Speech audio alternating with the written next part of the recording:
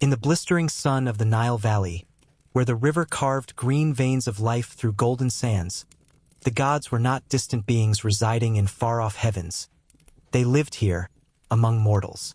In ancient Egypt, every sunrise was a divine act, every flood a blessing or a warning, and every shadow could carry the whisper of a god.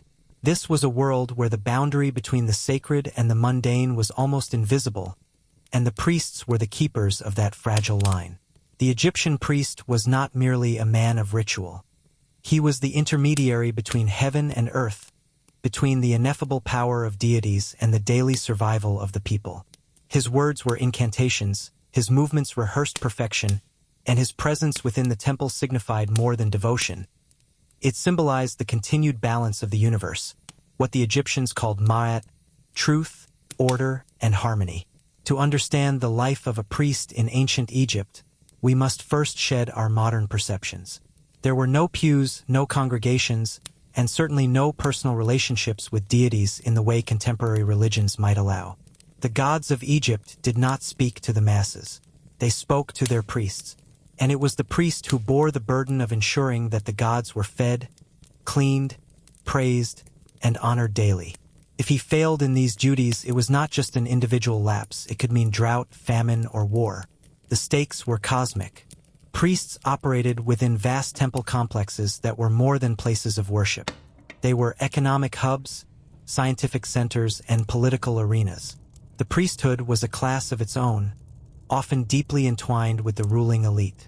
Some came from noble families, others were elevated through education or divine favor, but all were bound by a strict code, ritual purity, intellectual discipline, and unwavering loyalty to the gods they served.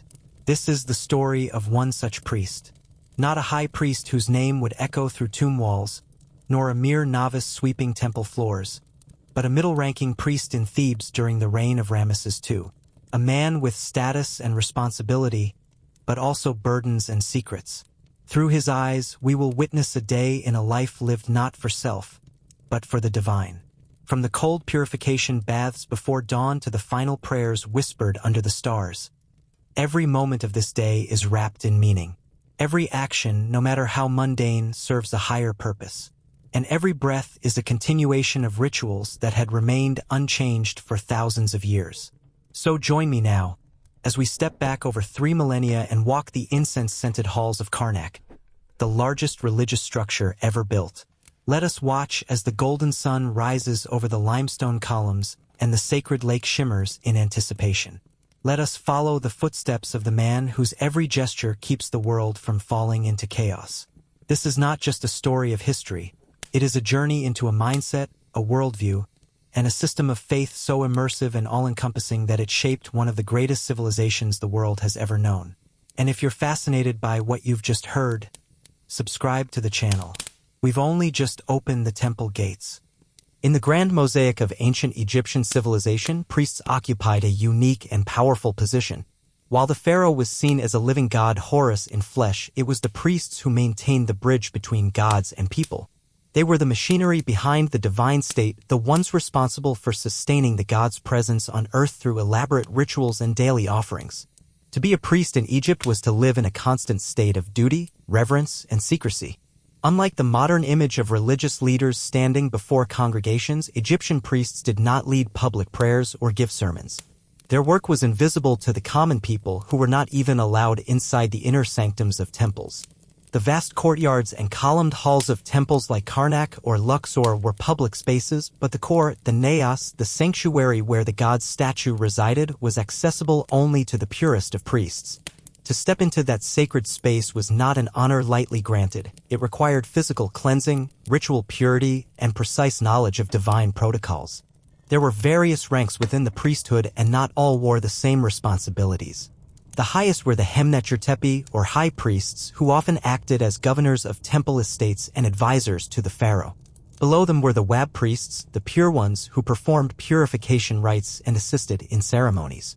Then came the lector priests, known for their mastery of sacred texts and their roles as ritual speakers, and the Horologoi, priests responsible for determining the correct timing of rituals based on celestial observations. Priests were typically male, but female priests, especially those serving goddesses like Hathor or Isis, were not uncommon, particularly in earlier periods. However, by the New Kingdom, the majority of official temple roles had shifted to men, especially in major state temples dedicated to deities like Ammonius Ra. Becoming a priest was not merely a matter of desire, it often required birthright, education, and connections. Many priestly roles were hereditary, passed from father to son. Yet talent and devotion could occasionally elevate a commoner, especially if they showed aptitude in literacy, astronomy, or healing arts. Temples often housed their own schools where scribes and young initiates were trained in hieroglyphs, mathematics, medicine, and the arcane knowledge of the gods. The daily life of a priest was rigid and demanding. Before performing rituals, he had to shave his entire body, bathe multiple times a day in cold water, and wear clean linen garments, white, the color of purity. He had to abstain from certain foods, from sexual contact, and even from speaking unnecessary words. His tongue had to be as clean as his hands when he recited hymns to the gods. But priesthood was not just a spiritual path, it was also an economic and political one. Temples were among the largest landowners in Egypt, employing thousands of workers, from farmers and artisans to scribes and guards. The priesthood controlled vast agricultural estates, received regular tributes, and often acted as local administrators. In some periods, the high priests of Ammonius wielded power rivaling that of the pharaoh himself. Priests also served as healers, astronomers, and dream interpreters. They consulted sacred texts and divine omens, advising both nobles and commoners on everything from when to plant crops to how to cure snakebites. Some were specialists in embalming and the mortuary rites that ensured safe passage to the afterlife. In essence, they were the keepers of cosmic order on every level, spiritual, physical, and societal. Despite this power, the priesthood operated within a strict framework of tradition. Innovation was rare, even discouraged. Every ritual had to be performed exactly as it had been in the time of the ancestors. Failure to do so risked divine wrath, not just on the individual, but on all of Egypt. To be a priest was not just to worship the gods, but to serve them in the most literal sense, to clean their statues, clothe them, feed them, and sing them awake, and to sleep each day. In the city of Thebes, where the cult of Ammonius reigned supreme, temple priests wielded enormous influence. Karnak Temple alone was a religious industrial complex of staggering scale, with sacred lakes, obelisks, shrines, and processional routes stretching for miles. Here, our priest, let us call him Menkaper, begins his day. He is not a high priest, but he is trusted to enter the sanctuary. He is literate, trained in rituals, and familiar with the dozens of daily tasks required to keep the god Ammonius content. He has no personal glory in mind. His name may never be carved in stone. But without him and others like him, the link between Egypt and the divine would dissolve. Tomorrow, the sun will rise because Menkaper ensures that the statue of Ammonius is awakened properly. The river will flood because the rituals are performed without flaw. The people will eat because the cosmic balance, Ma'at, is upheld by his steady, unseen hands. And now, before the city stirs, he prepares to purify himself once again. Dawn is coming and the god must be ready to wake. Before the first rays of the sun crest over the Theban hills, before even the earliest farmers stir in their reed-walled homes, Menkaper is already awake. His eyes open not to a new day, but to the continuation of eternal cycles. Time to him is not linear, it is a wheel. And each dawn is the rebirth of Ra, the sun god, whose journey across the sky must begin again. For that to happen, rituals must be performed and they must begin now. He rises from his modest sleeping quarters within the outer compound of the temple. The chamber is simple, matting on the floor, a low wooden stool, a pottery lamp still smoldering with fragrant oil. This is not a life of luxury, though he serves the wealthiest and most sacred institution in Thebes. Priestly life demands discipline, not indulgence. The air is still cool, the desert night reluctant to release its grip. Outside, the stars shimmer above the silent silhouettes of pylons and obelisks. The Temple of Karnak sleeps, but not for long. Menkaper steps into his sandals, still drowsy but purposeful. The day ahead will be long and exacting. Every motion he makes from now on is part of a sanctified protocol. Nothing is casual. Even the act of walking is governed by invisible guidelines learned through years of training. The first task of the morning, purification. He approaches one of the temple's sacred lakes, an artificial basin fed by underground channels, its surface black and still like polished obsidian. This is not just water, it is the physical manifestation of Nun, the primordial ocean from which all life emerged. To bathe in it is to return, briefly, to the origins of the cosmos. By moonlight and starlight, Menkauper steps into the water, his linen kilt folded neatly beside him. He submerges slowly, deliberately allowing the chill to bite into his flesh. His body must be cleansed of all impurity, physical and spiritual. He rinses his mouth, spits 3 times, banishing evil speech. He washes his limbs, his head, even his fingernails. He does this not once, but 4 times in total before the sun rises. He then rubs his skin with natron, the sacred salt used not only for purification but for mummification. It is abrasive, stinging slightly, but it removes any trace of bodily odor or oil. The gods must never be offended by the scent of the mortal world. Once purified, he dries himself with fresh linen and dons a newly laundered white robe. The color is not symbolic by chance. White represents order, light, and divine favor. A soiled garment would be an affront to the god he serves. Around his neck, he wears a simple amulet of Thoth, the god of wisdom and sacred knowledge. Not for protection, but as a reminder of his duties and the weight they carry. Before he sets foot deeper into the temple, he anoints his head with a few drops of sacred oil. This is not perfume, but a ritual mark of readiness. It signifies that his body, now clean and covered, is also spiritually awakened. The scent is sharp, perhaps myrrh or cedar, burning briefly in his nostrils as a final sensory gateway to the realm of the divine. The sky is beginning to brighten now, shifting from deep purple to iron gray. Soon, Ra's bark will rise from the eastern horizon, and with it, the daily battle against chaos begins anew. Every Egyptian knows this. But for the priest, this is not myth. It is real. It must be made real through precise words, sacred songs, and movements repeated exactly as they were generations ago. As Menkauper walks toward the temple's inner gates, he does not think of himself.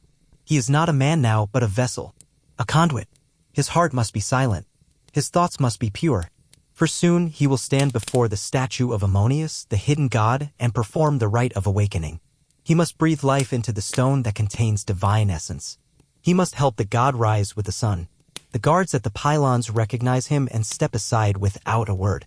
Their spears glint in the first flickers of dawn. The temple courtyard is empty but not lifeless. Birds rustle in the papyrus reeds. The last bats dart through the colonnades before vanishing into shadows. Somewhere, deep within, another priest chants softly, beginning his own rite in sync with Menkauper's. Every morning is a symphony of divine choreography. Before entering the sanctuary's outer chamber, Menkauper kneels and touches the stone floor with his forehead. He whispers a silent invocation, not to be heard by others, only by the god. Then he rises, straightens his robe, and steps into the darkness of the temple's sacred core. Behind him, the light of the new day spills slowly over the sandstone walls. Ahead of him lies a world of incense, shadow, and ritual. But first, he must wake the god. As the sun's earliest rays begin to gild the tops of Karnak's soaring pylons, Menkauper prepares for a second, deeper purification, this one not in the open air, but within the walls of the temple complex itself. His first ablutions in the sacred lake cleansed his outer body, but now, before he may enter the presence of the god, a far more rigorous rite must be performed. No trace of the profane world may follow him into the sanctuary. Inside, time itself becomes sacred, space becomes divine, and Menkauper must become something more than human. He steps into the Wabbit, the pure place, a chamber reserved exclusively for ritual purification. The room is dim and cool, its walls carved with ancient scenes of purification and consecration. The air smells of natron and damp limestone. A basin of cold water weights carved from alabaster beside a small altar piled with dried herbs, frankincense, juniper, sandalwood. Here, the process begins again. He washes his hands, forearms, face, and feet. He pours water over his head while reciting one of the ancient hymns inscribed upon a nearby tablet. Wash away the impurity, remove the shadow, let only Ma'at remain within me. He takes natron, Egypt's most sacred salt, made from naturally occurring sodium carbonate, and scrubs it across his skin. This is no gentle ritual. The salt is coarse, burning slightly, stripping away any lingering traces of oil, sweat, or odor. It seeps into every fold of skin, every pore. Natron is more than a cleansing agent, it is a symbolic annihilator of corruption, the very substance that preserved the dead and readied them for the afterlife. Menkauper gargles with water and natron 3 times, then spits onto the floor. With each expulsion, he visualizes the removal of evil speech, deceitful thoughts, and impure desires. The priests believed that words carried power, every utterance had the potential to disrupt divine order or reinforce it. The tongue, therefore, had to be as clean as the hands. He then takes a small sprig of semina grass and rubs it between his fingers, releasing its bitter scent. Traditionally, this plant was used to ward off evil spirits. He places it briefly on his tongue, then casts it into the basin. Symbolic acts performed countless times but never empty of meaning. Each gesture reaffirms the bond between the human and the divine.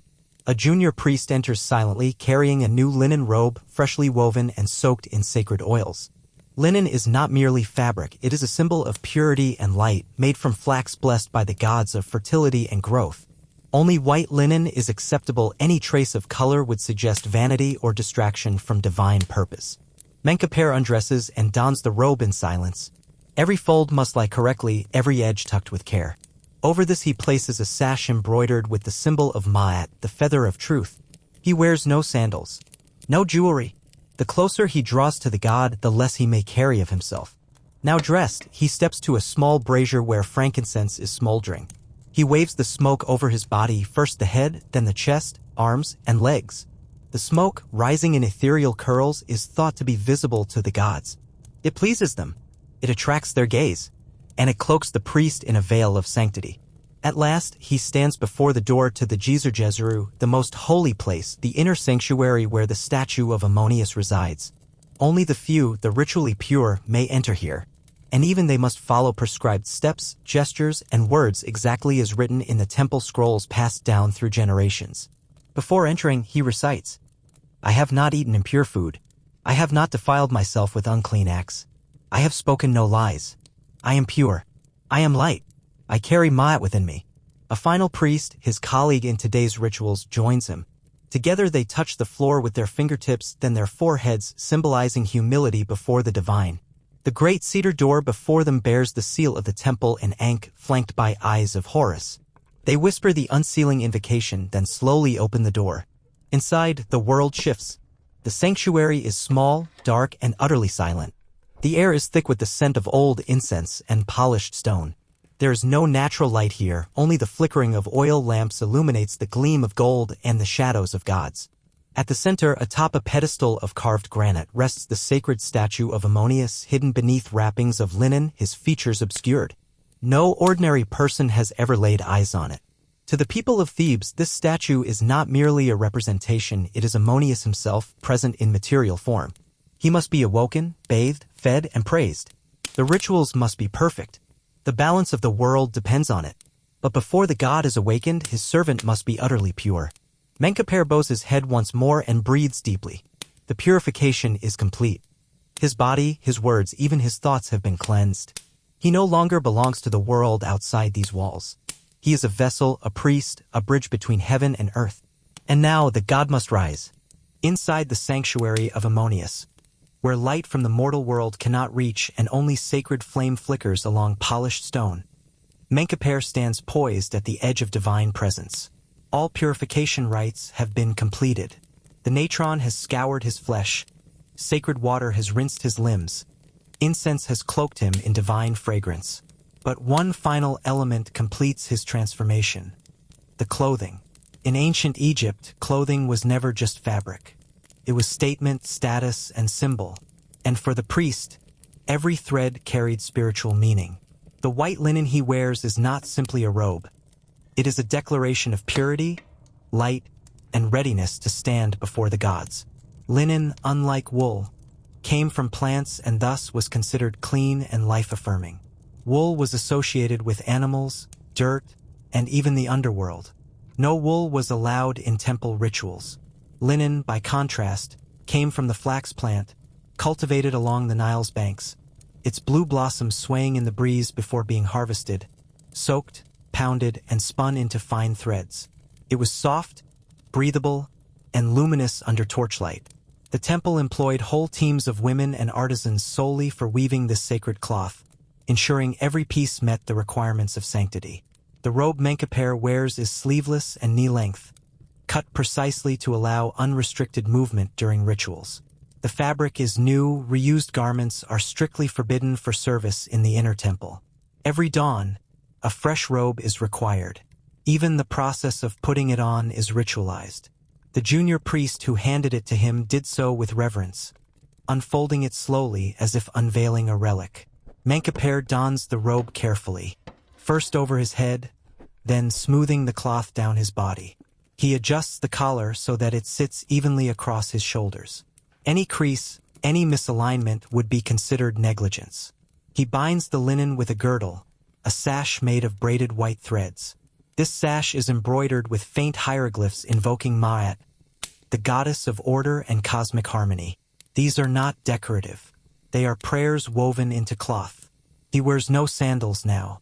The inner sanctum is walked barefoot, for the feet must touch the sacred ground of the god's chamber directly. Even the act of standing here is charged with meaning. He is not in a room. He is within the body of the god's earthly home. Every step echoes centuries of tradition. There are no metal ornaments on his body. No rings, no pendants, no paint on his eyes or oils in his hair.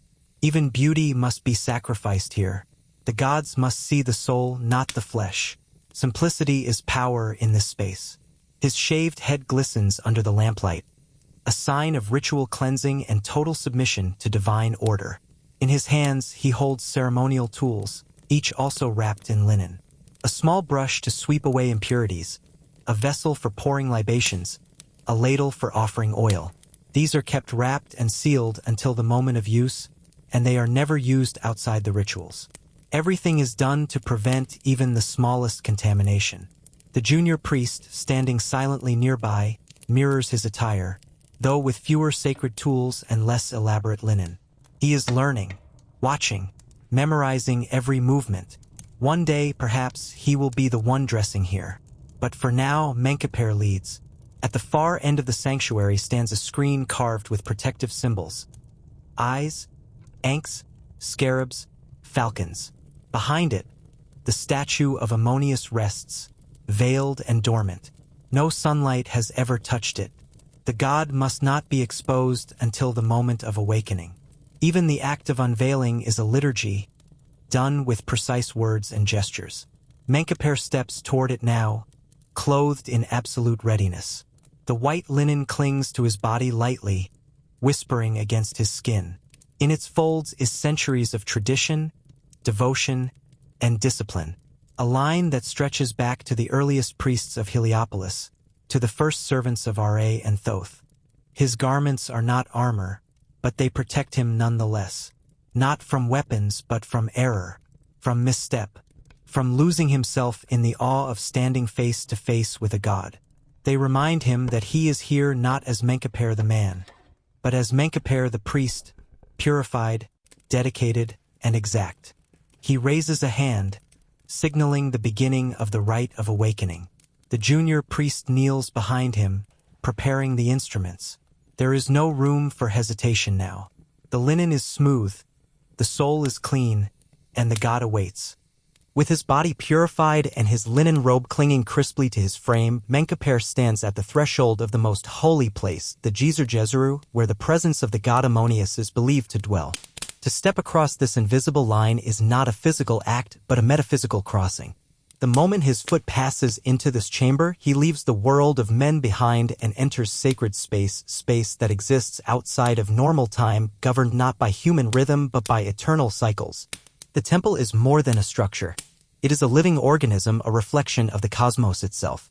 Every room, every wall, every corridor is designed according to celestial and mythological principles. To walk through the temple is to walk through creation. The outer courtyards represent the edges of the world where chaos still threatens. As one moves deeper into the complex, the walls rise higher, the light dims, the air thickens, and with it, the sense of divine proximity intensifies. Menkaper moves in silence. No idle words are spoken here. The sound of his bare feet on the cool stone floor echoes off the limestone walls, joining the centuries-old acoustics of whispered prayers and ritual chants that once resounded here daily. He is not alone, but he feels the stillness like a weight. Every column, every hieroglyph carved into the walls feels like an eye watching. Not with judgment, but with expectation. The gods are present, not in metaphor, not in symbol, but in truth. That is what he believes and what every priest must believe without doubt. The inner sanctuary, where the statue of Ammonius rests, is the nucleus of this divine architecture. The further one progresses toward that chamber, the deeper one moves into the mythological cosmos, from the primal waters of Nun, through the creation of earth and sky, into the golden radiance of the sun god's presence. Above him, the ceilings are painted with stars, the very firmament held up by the goddess Nut. Below, the floor represents the soil of Egypt, sacred ground gifted by the Nile. Every step is a reenactment of divine order. Every breath reinforces Ma'at, the cosmic harmony between gods, pharaoh, and people. The doors leading to the sanctuary are not merely functional. They are carved from imported cedar, inlaid with gold leaf, and etched with hieroglyphic invocations, "May the god awaken in peace. May his eyes open upon the world. May his heart rejoice in purity." Before touching them, Menkaper bows deeply, pressing his forehead to the stone threshold in a posture of absolute humility. Even though he has performed this ritual hundreds of times, there is always a pause here, a breath, a stillness, a reckoning. Once the doors open, he enters a world of divine consequence. He rises, extends his hands, and recites the opening of the door spell, an ancient formula passed down from priest to priest. "O door of heaven, open wide for me. Let me behold the face of the hidden one.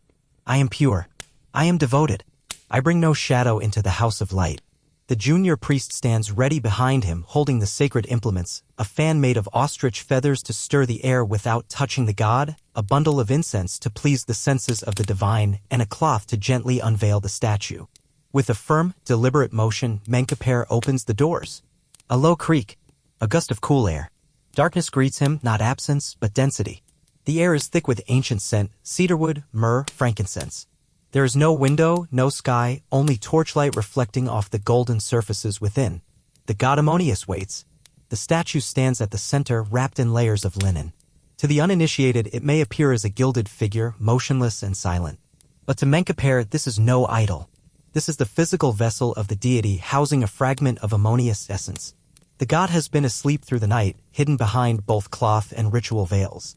Now it is time to awaken him, not metaphorically, but ritually, spiritually, actually, in the worldview of ancient Egypt. Menkaper steps forward, never turning his back to the statue, always facing it directly.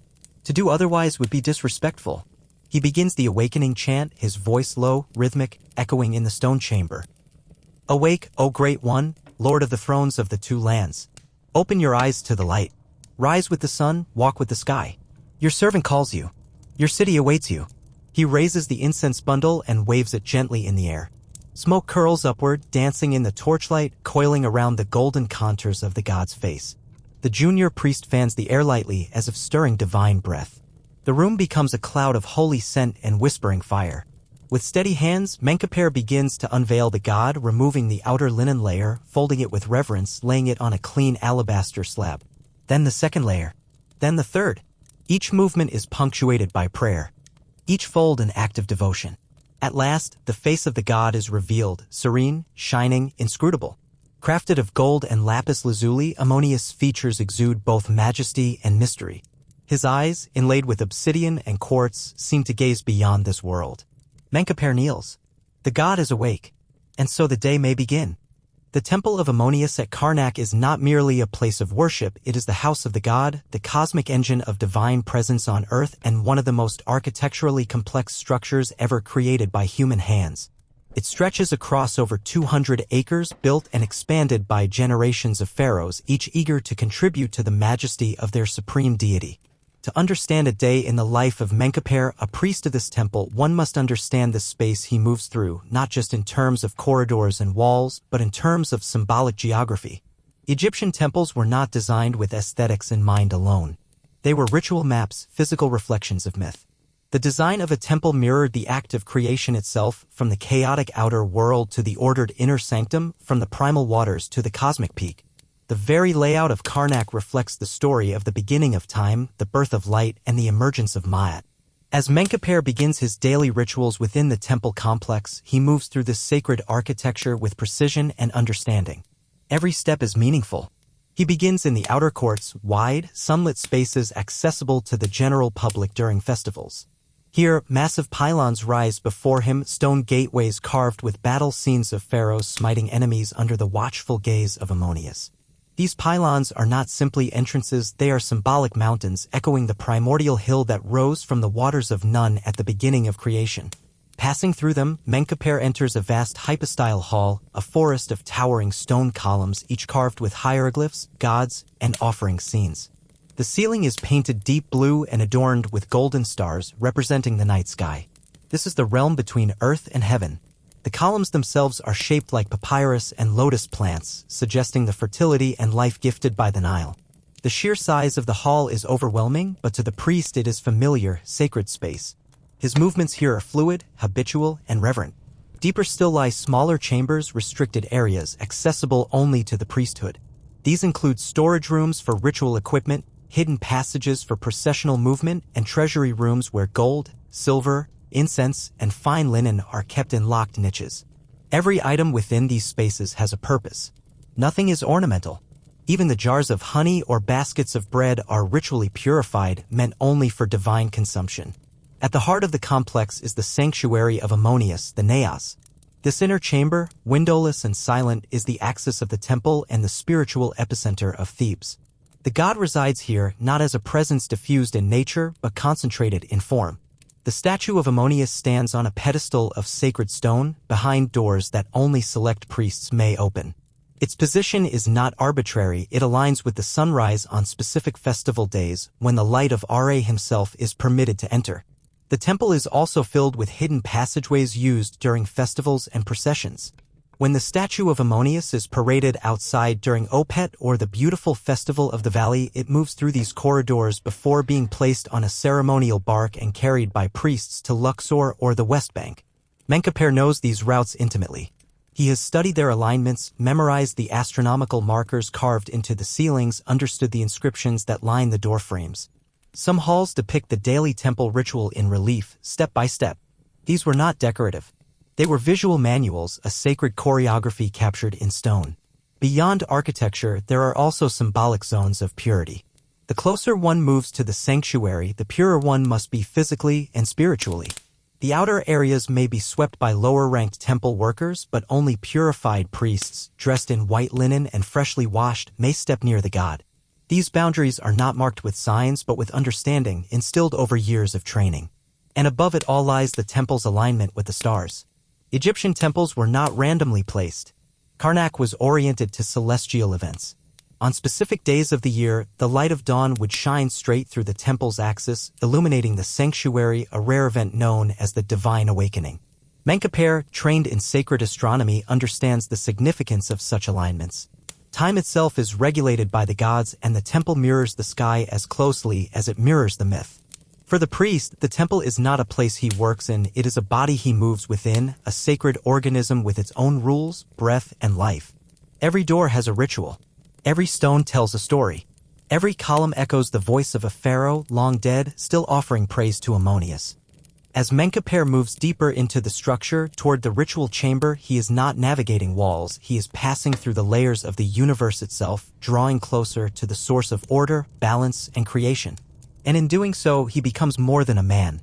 He becomes the hand of the god, moving through his house, performing duties written not by mortals, but by the stars.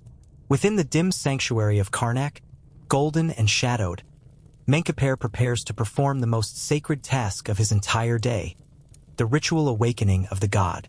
This rite, known in the temple scrolls as the opening of the mouth, is not symbolic. It is believed to be absolutely real. Without this daily performance, the god would remain dormant, the world would fall out of balance, and chaos would begin to seep back into creation. The priest's task is to summon divine consciousness into the statue, and by extension, ensure that life itself continues without interruption. The statue of Ammonius now stands unveiled, bathed in soft, flickering torchlight. It is life-sized, carved in gold and inlaid with lapis lazuli and obsidian. Its eyes, dark and shining, reflect the priest's image, small, trembling, reverent. But this statue is not just a representation. For Menkaper and for all Egypt, it is the god. The ritual ahead is not play acting. It is cosmic engineering. He begins by kneeling, placing his hands on the cool stone floor. Then he rises slowly, lifting his arms in the first gesture of the ritual. The henu, a posture of praise, arms raised in a wide arc as if lifting the sky. He chants, "Awake, O hidden one, Lord of Karnak. The light has returned, your servant calls you forth. Ra rises in the east, you must rise with him. The two lands await your gaze. He moves deliberately with trained precision, never rushing. Each word must be correct, each intonation measured. The language of the ritual is not common Egyptian, but a highly formalized liturgical dialect, preserved for centuries in scrolls and stone. It is the language the gods are said to understand best. The junior priest steps forward, bearing a tray of sacred instruments. Bronze tools polished to mirror finish, wands carved from acacia wood, small vessels of holy oil. Menkaper takes the first tool, a miniature adze shaped like a carpenter's blade, and touches it gently to the statue's lips. This is the opening of the mouth, the act that symbolically allows the god to breathe, speak, and see. He touches the ears next, then the eyes, all while murmuring, "May your eyes open to the beauty of the world. May your mouth speak justice. May your ears hear the prayers of the faithful." Then he takes a strip of natron-soaked cloth and wipes the statue's face, not to clean it, but to remove the residue of sleep, the divine equivalent of brushing away the cobwebs of night. The scent of natron hangs in the air like cold minerals, sharp and holy. Next, the incense is lit. Menkaper swings a bronze censer slowly from side to side, releasing thick clouds of myrrh and frankincense that coil around the statue like invisible garlands. Smoke rises to the ceiling and pools in the corners of the sanctuary. The air becomes heavy, blurred, transformed. The god is said to breathe the scent, pleasing his senses and signaling the beginning of consciousness. Come forth in fragrance, O Lord of eternity. May your breath carry the scent of life. May the incense lift your soul to the sky. The statue is then anointed. Menkaper dips his fingers into sacred oils, cinnamon, lotus, cedar, and touches the forehead, the chest, the hands of the god. These oils are not mere perfumes. Each is connected to a specific quality: wisdom, vitality, stability, power. The anointing turns the statue into a divine body, animated by sacred touch. He now takes a small linen tunic, woven from the finest flax, and begins to dress the god. This act must be performed with utmost care. The fabric is not pulled or folded hastily. It is smoothed, blessed, and secured with golden clasps. Just as the priest wears white linen to symbolize purity, so too must the god be dressed accordingly. In essence, the priest is helping the god to rise, to prepare for the new day, as a servant would help a king. Your garment is light, O Lord. You are arrayed in ma'at. The world turns because you stand. Once clothed, the god is presented with offerings. The junior priest lays trays of bread, meat, vegetables, and fruit before the pedestal. Small jugs of beer and wine are placed beside them. These are not consumed by the god in the physical sense, but are believed to be imbued with divine energy through proximity. After the ritual, they will be distributed among temple workers and the poor, now considered blessed food. Menkaper sprinkles water over the offerings and fans the incense once more. He raises his hands in a final invocation. Awake, O Ammonius, hidden in name but present in all things. Your eye shines upon the land. The fields grow, the Nile flows, the Pharaoh thrives, because you have risen once again. Silence follows. Profound silence. There is no applause, no dramatic confirmation. But in the theology of ancient Egypt, the ritual has worked. The god has awakened. His essence is present once more. The sun rises outside, and the world spins on. The priest bows one final time, steps backward, never turning his back to the statue, and gently closes the doors of the sanctuary. The god will remain active throughout the day until the evening rituals put him to rest again. Menkaper steps into the outer chamber, heart still pounding, linen robe damp with sweat and incense. He has done his duty. The most sacred moment of his day has passed, but many more tasks lie ahead. Outside, Thebes stirs, but inside the temple, the eternal rhythm continues. With the god Ammonius now ritually awakened, his eyes symbolically opened and his body anointed with sacred oil, Menkaper moves into the next essential stage of the morning temple ritual, providing sustenance to the divine. This is not symbolic nourishment. In the mind of the Egyptian priest, the god must be fed, just as the sun must rise and the Nile must flood. The ritual offering of food and incense is as necessary as breath itself, for the balance of the universe depends on it. The sanctuary is quiet again. The golden statue now stands in full splendor, dressed in pristine linen, surrounded by the flickering glow of oil lamps. It is not an object, it is a presence. Menkaper stands before it, holding a small basin of cool water. He begins with a purification of the offering space itself, sprinkling the water on the floor, altar, and the base of the pedestal. Each motion is precise, deliberate. He murmurs the invocation as he works. This place is pure. The waters of none wash away all that is unclean. No falsehood shall approach. No shadow shall linger. Once purified, the priest calls for the offerings. The junior acolyte enters silently, bearing a large wooden tray laden with a variety of foods, each prepared before dawn by temple kitchen workers trained in ritual standards. The offering is vast. Freshly baked bread shaped like small suns, slices of roasted goose and beef, cakes sweetened with dates and honey, clusters of grapes, figs, pomegranates, and cucumbers still damp with morning dew. There are jugs of beer, pitchers of red wine, and bowls of milk. But before any item is placed before the god, it must be sanctified through gesture and voice. Menkaper lifts his hands again in the Henu gesture and proclaims, "Receive these gifts, O Ammonius, master of the hidden sky, that your ka may be nourished and your heart gladdened. The fields bear fruit for you, the flocks multiply for your delight." He takes a loaf of bread, holds it high, then lowers it to the pedestal. He repeats the process with a roasted duck, then a bunch of grapes. Each offering is named aloud, each item acknowledged as if presenting a royal tribute. The ritual is not hurried. The gods are not rushed. Every part of the ceremony is deliberate and exacting. This act of feeding is known as the daily offering ritual, or Hitep di Nisu, an offering that the king gives.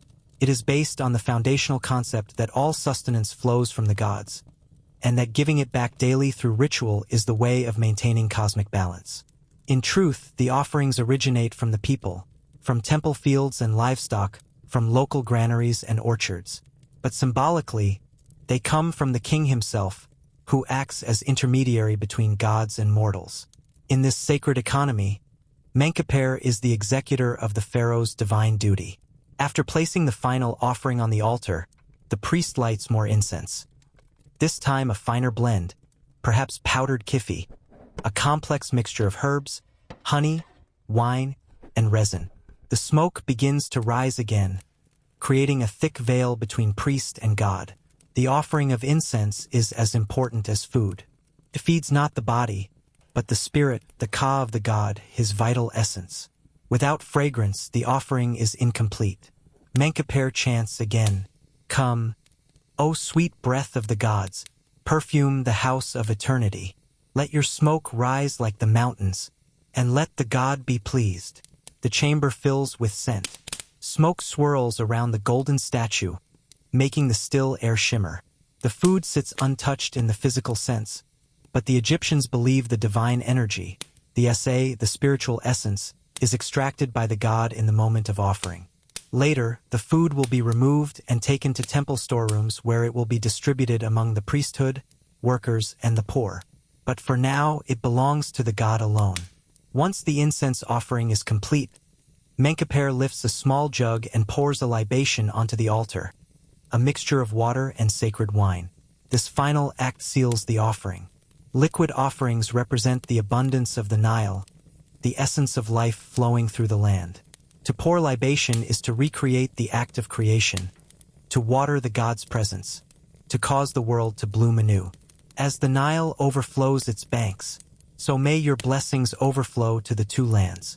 Drink, O Great One, and renew the world once more. He then lowers his head, stands in silent reverence for a few moments, and extinguishes the incense burner. The offering is complete. The god is now fully awakened, dressed, fed, and praised. The rituals performed by Menkaper this morning will ensure that the sun continues its journey, that the crops grow, that the people live another day under divine protection. He steps back slowly, never turning his back to the statue, and closes the doors of the sanctuary once more. The rest of the day will include minor rites, administrative tasks, and perhaps preparation for the evening ritual. But the core function, the sacred pulse of the universe, has been fulfilled, and so the world turns. As the morning ritual offerings settle in the silent sanctum and the incense smoke begins to thin, Menkaper turns to the next sacred duty, praising the god through music and voice. In the worldview of ancient Egypt, sound is not decoration. It is power. It carries vibration that moves between worlds. To chant the names of the god is to activate his presence. To sing his hymns is to sustain his energy. Just as food nourishes the divine body, music nourishes the divine soul. There is no choir in the modern sense, no audience, no applause. The hymns sung here are for one listener only, Ammonius, the hidden one, Lord of Thebes. Music is offered not for beauty, but for balance. Without it, the ritual would be incomplete. The universe would begin, slowly, to unravel. Menkaper moves to a small side chamber adjacent to the sanctuary, an oxenu, or place of sound, where ritual musicians and lector priests have gathered. This room is darker than most, carved with scenes of harpists, sistrum players, and singers performing before the gods. Painted figures seem to sway on the walls as though caught in perpetual midsong. In one corner rests a tall harp made of polished wood and strung with fine gut strings. In another, a box of sistra, metallic rattle instruments shaped like sacred symbols used to awaken and soothe the divine. The musicians, also purified and clothed in white linen, bow as Menkaper enters. He does not speak. Words spoken outside of ritual form are discouraged during sacred performance. Instead, he takes his place at the front, raises his hands, and signals the opening chant. A lector priest begins the hymn, his voice low, rhythmic, deep with training. It is not improvised. Every syllable has been memorized over years of repetition, passed down from generations. The opening line is simple but powerful. Hail to you, Ammonius Ra, king of the gods, maker of men, father of creation. He who hears the silent, he who comes to the call of the poor. The words echo in the chamber, not amplified but carried by the architecture itself. Temples were built to magnify sacred sound. Every note, every beat seems to hum in the stone, reaching outward into the unseen. A musician joins in, gently plucking the harp 3, then 4, then 5 notes, played in a cycle that repeats and builds. The sound is hypnotic, ancient. Another priest begins to shake the sistrum, its small metal discs clattering rhythmically like rainfall. The instrument was associated with the goddess Hathor, whose music was believed to awaken joy and dispel evil. In temple theology, even gods needed sound to rise fully into awareness. Now Menkaper joins the chant, his voice higher, more melodic. He sings in the sacred tongue, each name of Ammonius pronounced with reverence. Ammonius of Karnak, who walks in shadow. Ammonius the mysterious, who creates from silence. Ammonius Re, whose rays pierce the darkness. Ammonius the bull, strong of limb and perfect of form. The sound builds in waves, then softens. There is no climax. No verse-chorus structure. These are liturgical chants meant to align the earthly with the divine. Each hymn is a formula, an invocation, a spiritual ladder reaching up toward the heavens. Occasionally, the chants shift from praise to plea. Come in peace, great Lord. Hear the breath of your temple. We have not forgotten your names. We sing so the world may live. It is believed that the gods, if unpraised, could become distant. Their favor could fade. Through music, the connection is renewed each day, like the rekindling of a fire that would otherwise go cold. In this way, chanting becomes more than a ceremony, it becomes maintenance. Divine maintenance of the highest order. The music continues for nearly an hour. Different names, different titles, different attributes of the god are invoked.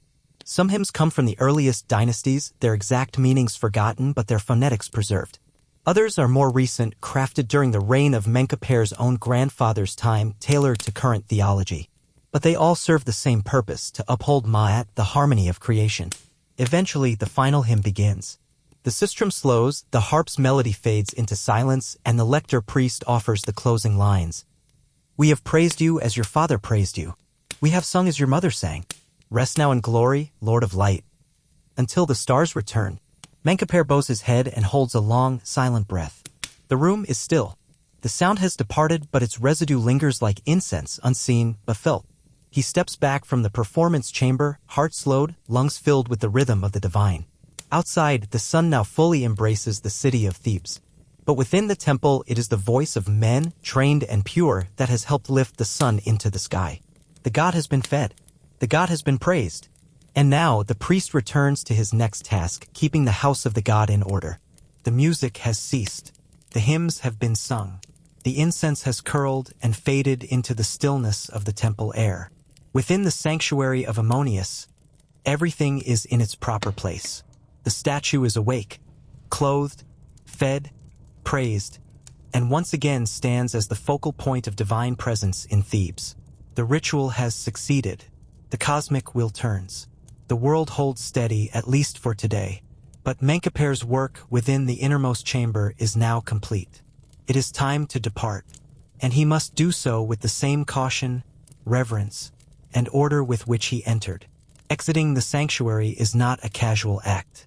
Just as only the most ritually pure may step inside the Gezer Jezeru, the Holy of Holies, only those same few may turn their backs on the god in a specific, ritualized manner. The sanctuary is not a room one simply walks out of. It is the living space of a god, and it must be exited with precision, with humility, and with understanding of the divine architecture one is leaving behind. Menkaper approaches the statue one last time. He lifts his arms again in the Henu gesture, a sign of praise, closure, and farewell. He speaks no full hymn now, only a short invocation, a kind of parting whisper. Remain in peace, great Lord of Karnak. May your ka be strong, your eye bright, your heart satisfied. The junior priest silently hands him a small linen cloth and a sealed jar of cedar oil. With these, Menkaper anoints the threshold of the sanctuary door. This is not a blessing of the space, but a mark, a ritual closure, a seal to indicate that the divine presence has been properly established and the doors may now be shut to protect it. He moves backward, step by careful step, never turning his back on the statue. It is one of the strictest taboos in temple ritual. The priest may never expose his back to the deity. To do so would be a sign of disrespect, a breach of divine etiquette that could compromise the sanctity of the entire rite. And so he backs out, eyes fixed on the face of Ammonius, until the statue is partially obscured by shadow. Then the doors are closed, not slammed, not pulled quickly, but eased shut with solemnity. The sound of the wooden panels meeting echoes in the chamber like a heartbeat ceasing. The sanctuary is sealed. Only those with the right training, rank, and ritual purity will enter again. Likely not until the evening rites. Outside the sanctuary, Menkaper pauses before a second set of doors, this one leading into the intermediate chambers of the temple, areas where only certain ranks of priests are allowed. These spaces are sacred, but less so than the innermost room. Their walls are carved with spells, offering scenes and calendars of ritual. Their floors bear the worn marks of centuries of processions. These corridors serve as buffers between the divine and the mortal. As he steps into this outer sanctum, he feels a distinct shift, not in temperature or light, but in energy. The inner sanctuary holds a density, a weight, a spiritual presence so potent that exiting it always feels like stepping out of deep water. The air here is easier to breathe. The tension eases slightly, yet Menkaper remains solemn, composed, and deeply aware of where he is. Behind him, the sanctuary is locked. The keys will be returned to the high priest's steward, and their handling recorded on temple scrolls. Everything inside is now under the watchful care of the divine, hidden from human sight. Most of the temple's priests will never step foot into the inner chamber. Their roles are vital: scribes, chant leaders, kitchen priests, purification assistants, but their contact with the god is indirect.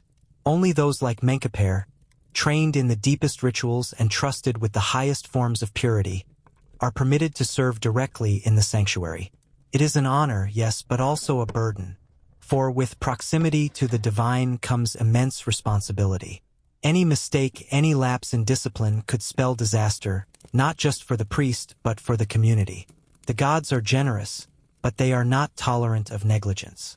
Now, having left the holy chamber, Menkaper heads to the Wabbit once more, the purification chamber, where he must wash again, this time to transition back into the more human sphere of temple life. Though he has performed his duty, he must cleanse himself of residual divine energy, just as one dries off after leaving sacred waters. The Egyptians believed that lingering spiritual residue could affect the body or mind if not properly cleared. To be too close to the divine for too long was to risk imbalance. Even sacred fire, after all, can burn. He washes his hands, rinses his mouth, and removes his upper robe.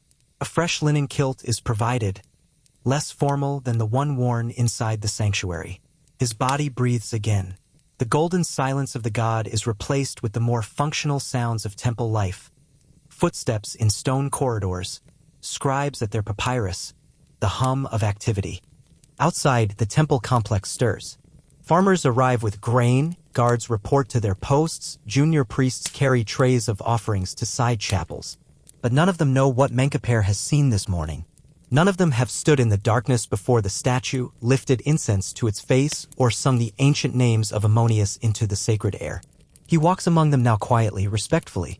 A man again, a servant of the temple. But in his heart, still echoing, is the silence of the god's chamber and the knowledge that for 1 hour today he stood where few men may stand.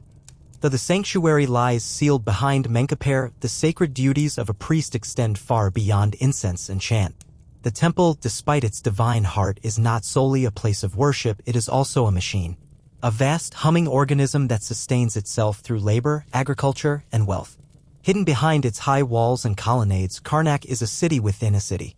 And at its core, humming beneath the rituals and rites, is a complex economy, one that priests like Menkaper are charged with managing, auditing, and safeguarding. Temples in ancient Egypt were not isolated spiritual sanctuaries. They were among the largest landowners in the kingdom. The Temple of Ammonius at Karnak, during the height of the New Kingdom, controlled immense tracts of fertile farmland across Upper and Lower Egypt. These lands were not symbolic gifts from the pharaoh, they were actively worked by thousands of laborers, producing barley, wheat, onions, flax, and livestock, all flowing back into the temple storehouses. As Menkaper enters one of the side buildings connected to the main compound, a structure filled with papyrus scrolls, tally sticks, and ledgers, he sheds his role as a ritualist and dons the mantle of administrator. For part of his day, he is not only the voice of the god but also a steward of earthly resources. Inside this archive hall, scribes bend over their desks, copying tallies, recording inventories, checking deliveries from the granaries. The air smells of parchment and crushed reeds. Scrolls are stacked high in linen-wrapped bundles, sealed with wax and marked with the signs of grain, cattle, or linen. This is where the god's wealth is counted. A scribe greets Menkaper with a respectful nod and hands him a fresh report. Grain shipments from a temple estate in the Fayum region have arrived late and the quantities are below expectation. Menkaper reads carefully, his brow furrowed. Though he is a priest, he must think here like an accountant. If grain quotas fall, the temple cannot feed its staff, or worse, cannot prepare the daily offerings properly. A missed offering is not merely a clerical error, it's a cosmic fault. He dictates a brief note for the scribe to copy, a request for clarification from the overseer of the Fayum estate. The letter will travel upriver by courier, written in formal Middle Egyptian, bearing the seal of the temple. Bureaucracy, yes, but sacred bureaucracy. Every line inscribed is an act of devotion. The temple employs hundreds of workers not seen by the average worshipper: field hands, millers, bakers, brewers, weavers, butchers, scribes, and guards. They are part of the great priestly apparatus even if they never step into the sanctuary. And every one of them is sustained by the temple's economic engine. There are granaries here too, tall mud brick structures filled with dried grain, measured not only by volume but by divine obligation. Grain is not just food, it is currency, salary, sacrifice. A certain percentage is kept for offerings. Another for the priesthood's rations. Another is stored for lean years or redistributed during festivals. During the Opet festival, for example, the temple opens its doors and feeds thousands. Such generosity requires careful planning months in advance. There are textile workshops as well, where temple-employed weavers craft the fine linen garments used in rituals. Every priest requires fresh linen daily. Every god must be clothed. The demand is constant and the supply must be pure. Weavers here are not fashioners of cloth, they are sacred artisans. A stained or improperly woven robe could disrupt ritual. Menkaper occasionally inspects the workshops, ensuring that Ma'at is observed even in the spinning of thread. Temple donations also flow in regularly from nobles, merchants, even foreign emissaries. These include gold, silver, incense, exotic animals, ivory, and rare resins. Some are stored in treasure rooms, others are earmarked for immediate use in rituals or festivals. Every donation is recorded. Every seal must match. The gods are generous, but they also demand accountability. Perhaps most curiously, the temple sometimes lends its wealth. In periods of famine or poor harvests, the temple may loan grain to farmers or regional governors at interest. The repayment terms are strict, but the temple is seen as a fair creditor and often the only institution capable of providing large-scale relief. Menkaper has seen these agreements unfold, contracts written on papyri, signed with thumbprints, witnessed by multiple scribes and priests. Even divine generosity has ledgers. But the economy is not purely internal. The temple also interacts with state authorities. Taxes, tributes, and political favors flow between the priesthood and the pharaoh's administration. Sometimes in harmony, sometimes in tension. Menkaper, though not a high priest, is acutely aware that temple and throne must remain balanced. Too much power concentrated in one threatens the other. At times, Ammonius priests wield more real influence than even the pharaoh, a dangerous truth often left unspoken. By midday, Menkaper has reviewed inventories, approved a linen shipment for temple rituals, and signed off on the redistribution of food offerings to the outer compound workers. He hands his seal back to the steward and exits the archive. The economic bloodline of the temple flows steadily. Outside, he pauses beneath the colonnade. A warm breeze drifts through the papyrus-lined walkways. Somewhere in the distance, a group of young acolytes chant under the direction of an elder. Temple life continues. But few who walk its halls ever glimpse the intricate machinery beneath the surface. Few understand that while the god sleeps behind sealed doors, hundreds of hands labor to keep his house functioning. And priests like Menkaper, who shift between ritual and record, prayer and protocol, are the ones who keep the balance intact. The god must be worshipped, but he must also be fed, dressed, and accounted for. In the world of Ammonius, even piety has a payroll. The sun has now risen fully above the horizon, casting long shadows across the colonnades of Karnak. The golden heat begins to settle into the sandstone, warming its surface as if the god Ra himself breathes life into the temple walls. While most of Thebes awakens to the tasks of the day, traders setting up stalls, farmers heading to the fields, inside the temple a different form of labor unfolds, quiet, meticulous, intellectual. It is the work of scribes. For Menkaper, the transition from sacred ritual to sacred record-keeping is seamless.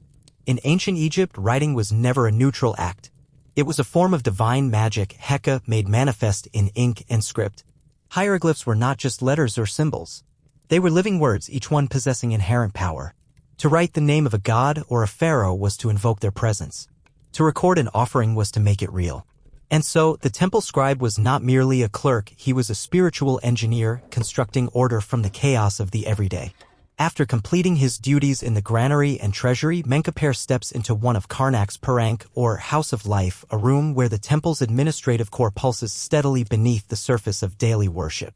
This room is cool and shaded, lined with shelves filled with scrolls wrapped in linen, their ends sealed with wax and marked with red or black ink. Papyrus, the sacred paper of Egypt, rustles softly as priests walk past, handling documents with reverence.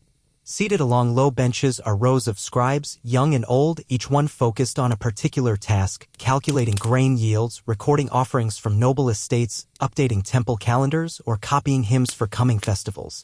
They dip their reed pens, kalami, into palettes filled with carbon black or ochre red ink, writing in neat columns that march down the page like orderly soldiers in a procession. Menkaper approaches a senior scribe seated at the end of the hall. The man bows slightly and unrolls a long scroll containing the day's ritual record. Every action Menkaper performed that morning, each offering made to Ammonius, each hymn sung, each measure of incense burned, has been observed and logged. Nothing is left to memory. The gods demand documentation. He scans the scroll line by line, correcting a few measurements and confirming the names of the assistants who participated in the rites. This document will be archived in the temple vaults, stored among thousands of others. Should any dispute or discrepancy arise in years to come, whether over temple obligations, ritual timing, or grain tithes, these records will speak with unquestioned authority. But the duties here go beyond accounting. Another team of scribes is preparing the next iteration of the temple calendar. The Egyptian year is divided into 12 months of 30 days each, with 5 epigomenal days added at the end. Every festival, every divine procession, every agricultural rite is scheduled according to celestial observation. One group of priests tracks the stars, another the phases of the moon. Their calculations are cross-referenced with tradition and written precedent. Only then are dates approved for public ceremonies. Menkaper reviews a draft of the calendar for the coming month. One festival honoring Ammonius consort Mut is being pushed forward by a day to align with the rising of Sirius, the Sopdet star, whose heliacal rising signals the Nile's imminent flood. Such adjustments are not made lightly. A misalignment could mean a festival falling out of sync with the divine rhythm of nature. He approves the change, signs the margin with his cartouche seal, and passes the document on. Beyond schedules and rituals, there are also letters, dozens of them. Letters from other temples across Egypt, from distant regions like Abydos, Memphis, and Edfu. Some are formal greetings, others request rare incense, sacred oils, or clarification on ritual matters. Some report issues with land boundaries, disputes between temple estates, or even requests for trained priests to be sent to new shrines. Menkaper reads several and dictates a response to one, a polite refusal to send any of his acolytes to Memphis, citing the temple's current shortage of trained ritualists. He takes a moment to glance over a few hymns being copied by apprentices nearby. These hymns are not just for temple use but may be distributed to noble households who wish to recite them during private prayer. The idea that a noble family in a distant estate will sing the words Menkaper once spoke in the sanctuary of Ammonius gives him quiet satisfaction. The god's voice travels through ink. Scribes, for all their quiet demeanor and ink-stained fingers, wield immense authority in Egypt. Without them, memory would vanish. Law would crumble. Religion would be intangible. Menkaper himself began as a temple scribe, copying funeral texts and festival hymns before rising to his current station. Even now, he still prefers to write his own ritual scripts when time allows. As noon approaches and the sun reaches its zenith, a steward enters to announce the arrival of a tax representative from the Pharaoh's court. He has come to inspect the temple's ledgers and confirm that state tributes have been paid. It is a delicate dance, the state and the temple always orbiting one another, each powerful, each cautious. Menkaper straightens his posture and prepares the necessary scrolls for review. Before he exits, he gives a final look at the chamber. Here, in this room of ink and breath, the invisible threads of empire are drawn together. The sanctuary may be the beating heart of the temple, but the scribe's chamber is its nervous system, quiet, vital, ceaseless. Without it, the god's house would collapse under the weight of its own rituals. As the sun reaches its highest point in the cloudless sky, pouring golden heat over the white limestone courtyards of Karnak, the temple shifts into the quiet rhythm of midday. The chants of the morning have faded, the scribes have recorded every act, and the sanctuary doors remain sealed. But the cycle of divine care is not complete. The gods, like pharaohs, require more than a single meal. And so, Menkaper prepares for the midday offering, shorter than the dawn ritual, but no less important. The midday rite is not a mere repetition. It is a continuation, a reinforcement. In the theology of ancient Egypt, the divine presence is not fixed, it must be sustained. Just as the rising sun is praised and nourished at dawn, its apex must be acknowledged as a moment of renewal, power, and stability. At high noon, the sun god Ra rides at the peak of his journey across the sky, casting his full strength down upon Egypt. And at that same hour, the god within the temple must be offered fresh sustenance. Menkaper returns to the Wabit, the purification chamber, as he has already done twice today. Once more, he washes his hands, rinses his mouth, and anoints his body lightly with oil. His linen robe is exchanged for another freshly woven garment, crisp and white, the symbol of renewed purity. Though the rituals are repetitive, they are not routine. Each performance reaffirms divine order. Each act is a reset, a safeguard. As he exits the purification chamber, he is met by 2 junior priests, each carrying trays prepared by the temple kitchens, bread, dates, figs, roasted fowl, and pitchers of beer. These foods are not for consumption by humans, at least not yet. They are first for the god. The same as at dawn, the offerings must pass before Ammonius. Though the morning meal was larger and more elaborate, the midday offering serves as a reaffirmation of divine sustenance. Before entering the sanctuary again, Menkaper kneels before the great doors, reciting a shortened version of the opening spell. O door of the heavens, open once more to the servant of the god. Let the way be made clear. Let the offering be received in peace. The doors are opened slowly. The statue remains standing in shadow and silence, dressed in its mourning linen, flanked by extinguished torches. The air within is cooler now, still rich with the aroma of frankincense and kifi. The earlier incense has settled into the stones, infusing the space with a heaviness that is not oppressive but serene. Before presenting the food, Menkaper performs a short cleansing of the altar space. The altar must be pure before the god's midday meal can be offered. He takes a palm fiber brush and sweeps it gently across the platform, removing any stray ashes or dust that may have accumulated. Then, with a small vessel of natron solution, he washes the stone, murmuring purification spells as he works. Begone, foulness of the night. Let only Ma'at dwell upon this altar. Let what is offered be clean. Let what is received be worthy. Once cleansed, the new offerings are placed carefully in a semicircle before the statue. The priest lists each item aloud as it is positioned, invoking the name of the food and its intended divine function. Bread of the morning sun, beer of the floodplain, fowl of the sacred field, fruits of the orchard of Heliopolis. These items are not chosen at random. Each represents an element of abundance: grain for sustenance, beer for joy, fruit for fertility, meat for strength. The symbolism extends beyond the meal. It is a reaffirmation that the land of Egypt remains blessed, that the Nile still flows, that the crops still grow, and that the gods still favor the two lands. Once the offerings are in place, Menkaper lights a small amount of incense, less than in the morning, but still potent. The thin line of smoke rises between him and the god, creating a shimmering veil. With hands raised, he whispers the final words of the rite. May your ka be full. May your essence be strengthened. May Egypt flourish beneath your gaze. He then kneels, pausing in stillness. There is no sound except the quiet crackle of the incense. No voice answers, no wind stirs. But in this silence lies the assurance of balance. The ritual, in its precise repetition, is itself the language of the gods. One does not need reply when the ritual has spoken perfectly. The priest does not linger. He steps back and, with the help of the junior assistants, begins removing the earlier offerings, the food placed at dawn. According to tradition, the god has already taken in their essay the divine essence of the meal. What remains is not discarded but carefully transferred to temple kitchens and storage rooms to be distributed among the priesthood and temple workers. To eat food once offered to a god is to ingest something blessed. The altar is wiped clean again. The new offerings remain. The doors are closed once more. And the god continues his day, just as the sun continues its journey across the sky. Outside, the temple seems hushed. The stone walls drink in the heat of noon. Priests and workers alike rest in shaded walkways, preparing for the second half of the day. But within the sanctuary, Ammonius is nourished, whole, and content. The cycle continues. The balance holds. Egypt breathes. With the midday rituals complete and the sanctuary once again sealed in golden silence, Menkaper takes a moment of rest beneath the colonnade. The courtyard is quiet, shadowed by the temple's massive columns. A warm breeze carries the scent of myrrh and Nile silk. But there is no true pause in the life of a priest, only a shift in duty. Now comes a responsibility no less sacred than anointing statues or lighting incense: instruction. For the temple does not exist only to serve the gods. It also exists to train the next generation of those who will preserve Egypt's harmony. Rituals can be memorized, hieroglyphs copied, but the deep understanding of Ma'at, truth, order, divine balance, must be passed from soul to soul, from master to pupil.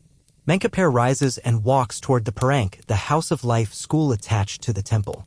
This wing, located within the temple enclosure but apart from the central sanctuaries, is a place of study and formation. It hums with quiet concentration. Its courtyards are smaller, more intimate. Young voices echo faintly from within its sandstone halls. The students, or Sebenisu, range in age from pre-adolescent boys to young men in their 20s. Some are sons of priests, inheriting their path by blood.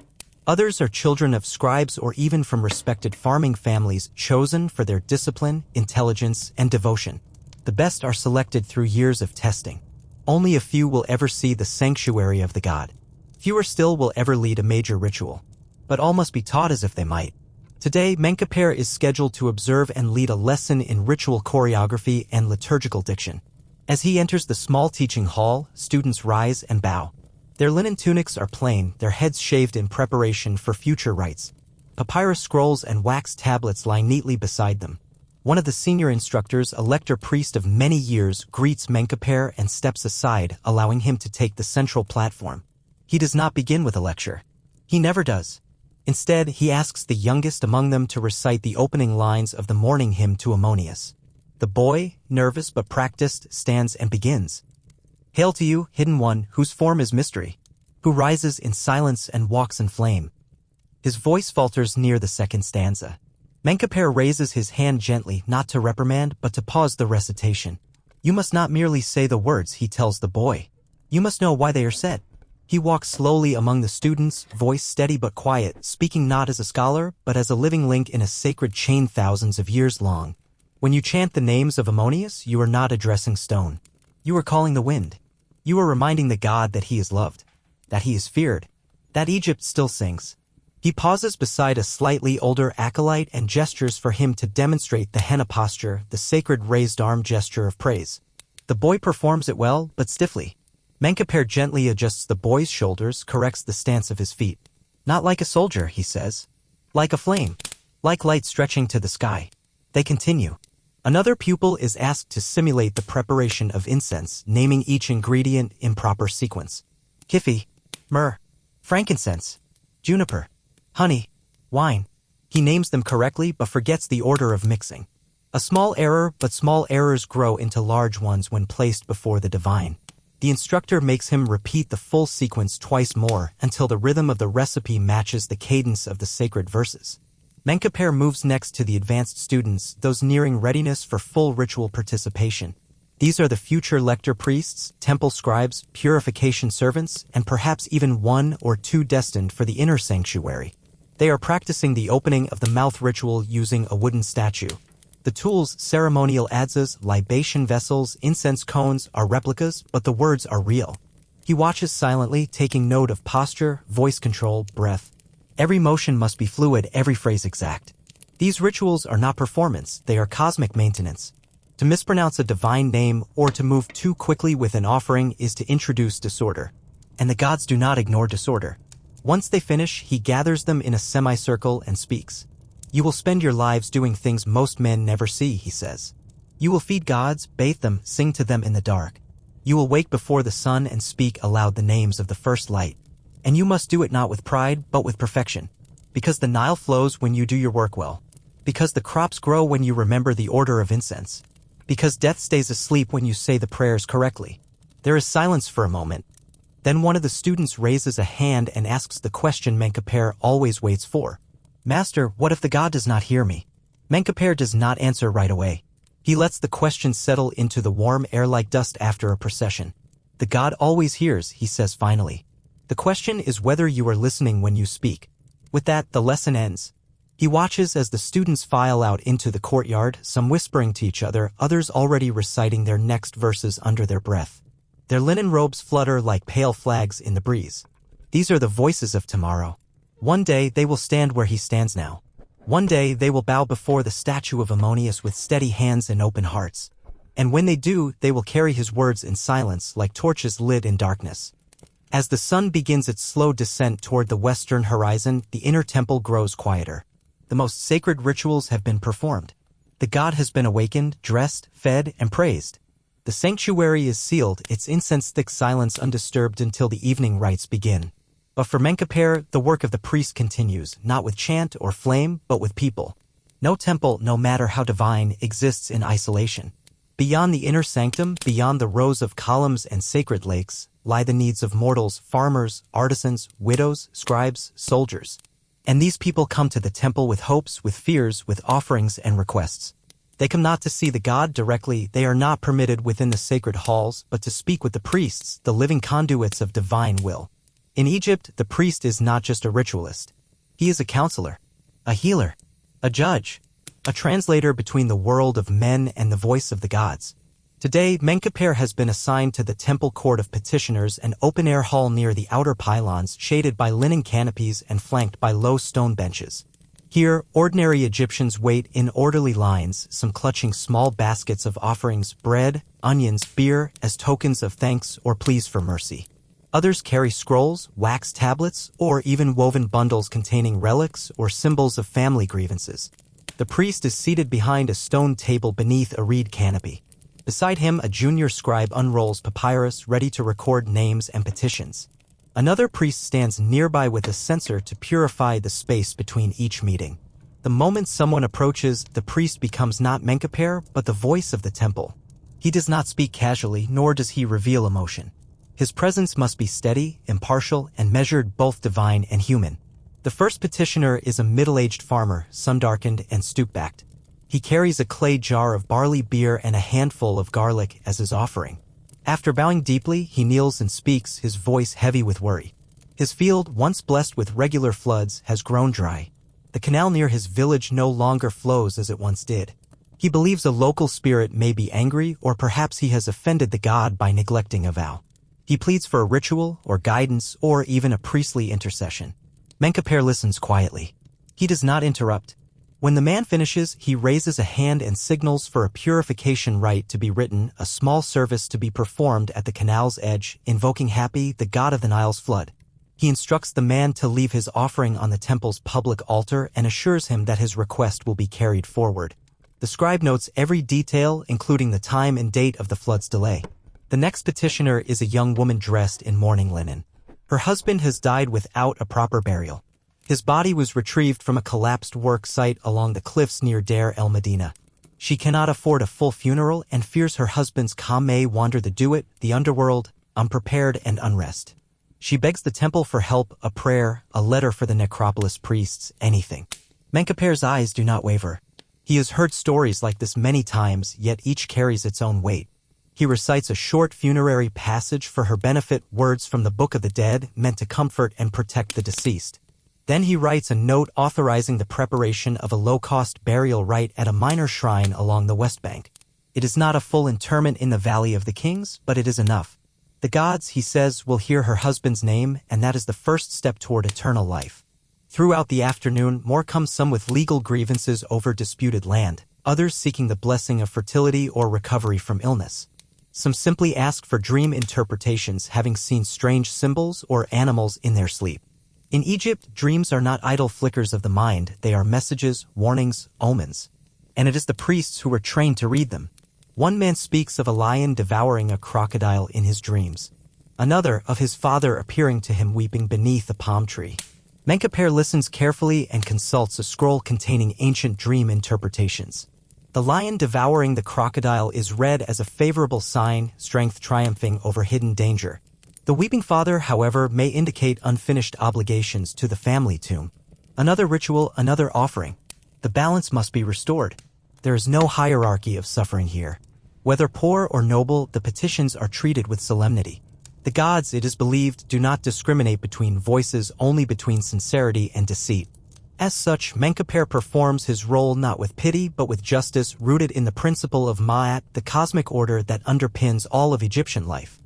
As the shadows grow longer and the line shortens, he reflects on the nature of his duty. Many priests speak only to gods, but he speaks also to the people. He is the bridge, not just between statue and sky, but between field and altar, between wound and remedy, between the silent fears of mortals and the eternal calm of the divine. And it is in this role, quietly seated beneath a canopy in the outer court, that Menkaper feels the full weight of his calling. Not in gold, not in power, but in service. As the afternoon deepens and the line of petitioners dwindles to a close, Menkaper withdraws from the temple's outer court, his sandals brushing softly over the warm stone floor. He has heard the worries of farmers, the grief of widows, and the dreams of common men. But now his gaze turns upward to the sky. For among the many duties of a priest, one of the most sacred and ancient is this, to observe the heavens and in their movement, read the will of the gods. In the Egyptian worldview, the sky was not an empty space but a living tapestry of divine signals. The stars were not distant suns, they were souls, gods, protectors, omens. The constellations were deities in motion, and the rising and setting of celestial bodies were seen as direct messages from the divine. The priest was not simply a man of the earth, he was also a watcher of the sky, a guardian of time. Menkaper enters the temple's observatory, located atop a flat-roofed chamber in the highest section of the inner precinct. From here, he has a view of the Nile, the city of Thebes, and most importantly, the sky in every direction. The roof is sparsely decorated. A single offering table stands in the corner, and low stone benches circle the open air. Incense burners, now cold, sit at the edges. There are no telescopes, no compasses, only trained eyes, ancient instruments, and knowledge passed down in ink and memory. He is greeted by the Horologos priest, one of the few temple officials trained specifically in astronomical observation. The man bows and unrolls a small parchment covered in notations, star names, angles, cycles, and calendar updates. Menkaper takes the scroll and studies it. This is not idle astrology. In ancient Egypt, the stars regulated the calendar, the planting of crops, the timing of festivals, and the performance of high rites. The temple year is built on cycles, the phases of the moon, the rising of Sirius, the movement of Orion across the night sky. To miscalculate a celestial alignment is not merely an error of science, it is a spiritual misstep. The gods demand synchronicity. Divine rituals must mirror divine patterns. The most important event in the Egyptian celestial calendar is the heliacal rising of Sirius, known as Sopdet. This single moment marks the Egyptian New Year and foretells the coming inundation of the Nile. It is the moment when Sirius first appears on the horizon just before dawn after a 70-day absence from the night sky. This rising is associated with the goddess Isis and with rebirth, fertility, and prosperity. Menkaper and the Horologos priest confer quietly. Based on their observations, Sopdet will appear within the week. This timing must be verified and prepared for. The temple must be cleaned thoroughly. Ritual tools must be inspected. Special offerings for the new year must be ordered. A short festival is scheduled to begin the morning following the sighting, with processions through the temple courtyards and a public offering ceremony. To prepare, Menkaper opens a papyrus calendar kept in a cedarwood case. It lists the sacred days, feast days, and celestial events of the year, carefully adjusted each cycle to remain in harmony with astronomical reality. This calendar is not linear like modern calendars. It moves in spirals and cycles like the stars it mirrors. Time in Egypt is not a straight path but a constant return. After reviewing the notes, Menkaper walks slowly around the rooftop, watching the sun lower in the west. The sky glows in hues of bronze and crimson, the light catching the tips of the distant cliffs across the river. It is at this hour, when day meets dusk, that the stars begin their subtle entrance. He turns east and watches the darkening horizon. Soon, the stars of Mesektidu, what modern astronomers call Orion, will rise. To the Egyptians, this constellation represents Osiris, god of the afterlife, rising from the Duat to take his place among the eternal. Menkaper kneels briefly and recites a quiet verse. O stars who guard the path of night, O lights who whisper the will of Ra, shine as you did in the days of Zep-Tepi. Let your motion carry the soul of Egypt. He is not alone in this duty. Across Egypt, in temples from Memphis to Philae, other priests are also watching the skies, adjusting their calendars, marking the time of year, readying their sanctuaries for the shifts of the heavens. It is a network of divine observers, synchronized not by decree but by the same eternal stars. These stars are not simply navigational tools or agricultural timers. They are signs of continuity. Their patterns do not change in a lifetime or even in many lifetimes. They are the proof that the gods endure, that Egypt endures. As the first star appears, bright and alone, Menkaper takes a deep breath and feels again the vastness of the order he serves. Beneath him, the temple's chambers pulse with stillness. Beyond him, the city glows faintly with torchlight. Above him, the gods begin to walk their celestial paths. The scroll is returned to its case. The observations are recorded. The plan for the New Year offering is approved. And with that, he descends from the observatory, carrying the sky within him. As the evening breeze begins to move through the temple colonnades, carrying with it the fading warmth of the sun and the approaching hush of night, Menkaper turns his steps toward another facet of his priestly calling, one rooted not in the stars, nor the sanctuary but in the flesh and blood of those who suffer. For within the temple walls lies a space not of ritual but of remedy. Here, in the quiet rooms near the outer perimeter, the gods are not only worshipped, they are healers. And the priests who serve them are physicians of both spirit and body. The Temple of Amun, like many of Egypt's great sanctuaries, contains a persunu, a house of the physician. These are not hospitals in the modern sense, nor apothecaries in the style of later eras, but sacred healing spaces. Within them, knowledge of herbs, minerals, anatomy, and magic are interwoven into a single practice. In Egypt, there is no division between medicine and religion. Illness is not merely a physical condition, it is a disruption of ma'at, a disturbance in divine harmony. The healer, like the priest, must restore balance. Menkaper enters the garden that adjoins the healing rooms. It is a small, enclosed space cultivated by temple gardeners for generations. Here grow plants known not only for their fragrance, but for their potency: mandrake, henbane, frankincense trees, sycamore figs, aloe, flax, poppy, and bitter herbs. Bees hum quietly among the blossoms. A small stone pool reflects the darkening sky. Nearby, under a shaded portico, sits an elderly priest, thin, sharp-eyed, and surrounded by clay jars and baskets of dried roots. He is one of the Sao, the priest healers of the temple, trained not in chants alone but in the ancient pharmacopoeia of Egypt. Menkaper greets him with respect and kneels beside him. The older man is preparing a paste of honey, garlic, and crushed resin, used for wounds that fester or to soothe burns. Another jar contains powdered natron and myrrh, a disinfectant wash for eye infections. A third holds fermented fig wine mixed with acacia used to stimulate appetite or relieve intestinal complaints.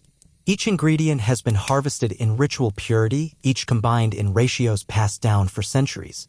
The recipes are stored on scrolls, some of them older than the temple itself. A mother arrives at the healing courtyard, clutching a child no older than 3. The boy is feverish, his face flushed, eyes heavy. She bows deeply, her head to the stone, and speaks softly. The child has not slept in days. He vomits after eating. His dreams are filled with shadows and snakes. The old priest takes the child gently, feeling his pulse, touching his forehead, checking the whites of his eyes. Then, without a word, he signals to Menkaper, who begins reciting a protective spell from a scroll kept for such afflictions. Begone, serpent of night. This child is under the shadow of Ra. The eye of Horus protects him. The milk of Isis restores him. The breath of Thoth renews him. As the words are spoken, the old healer mixes a small dose of pomegranate juice with ground carob and honey, instructing the mother to rub it on the child's gums and forehead. The remedy is both practical and spiritual. The sweetness calms. The ritual restores. She is given a scroll with the spell to recite at sunset and dawn. She is told to burn frankincense in her home, to place a carved image of Bes, the dwarf god who protects infants, near the child's bed. She leaves with gratitude not just for the medicine but for the reassurance, for the connection to the divine. This is how healing works in Egypt, by aligning the afflicted with the favor of the gods while applying the knowledge of plants, minerals, and the body. The temple is a sanctuary for the soul but also for the wounded hand, the inflamed joint, the troubled stomach. And priests like Menkaper must know both prayer and poultice. Throughout the evening other cases arrive. A man with swelling in his leg, likely from a scorpion sting. A scribe with blood in his urine prescribed crushed caraway and warm beer. A woman in early pregnancy, nervous and seeking protection, is given amulets of Tauret, the hippo goddess of childbirth, and told to avoid onions and strong spices for several weeks. Some ailments cannot be treated. In those cases, the priests offer comfort, clarity, and preparations for the next world.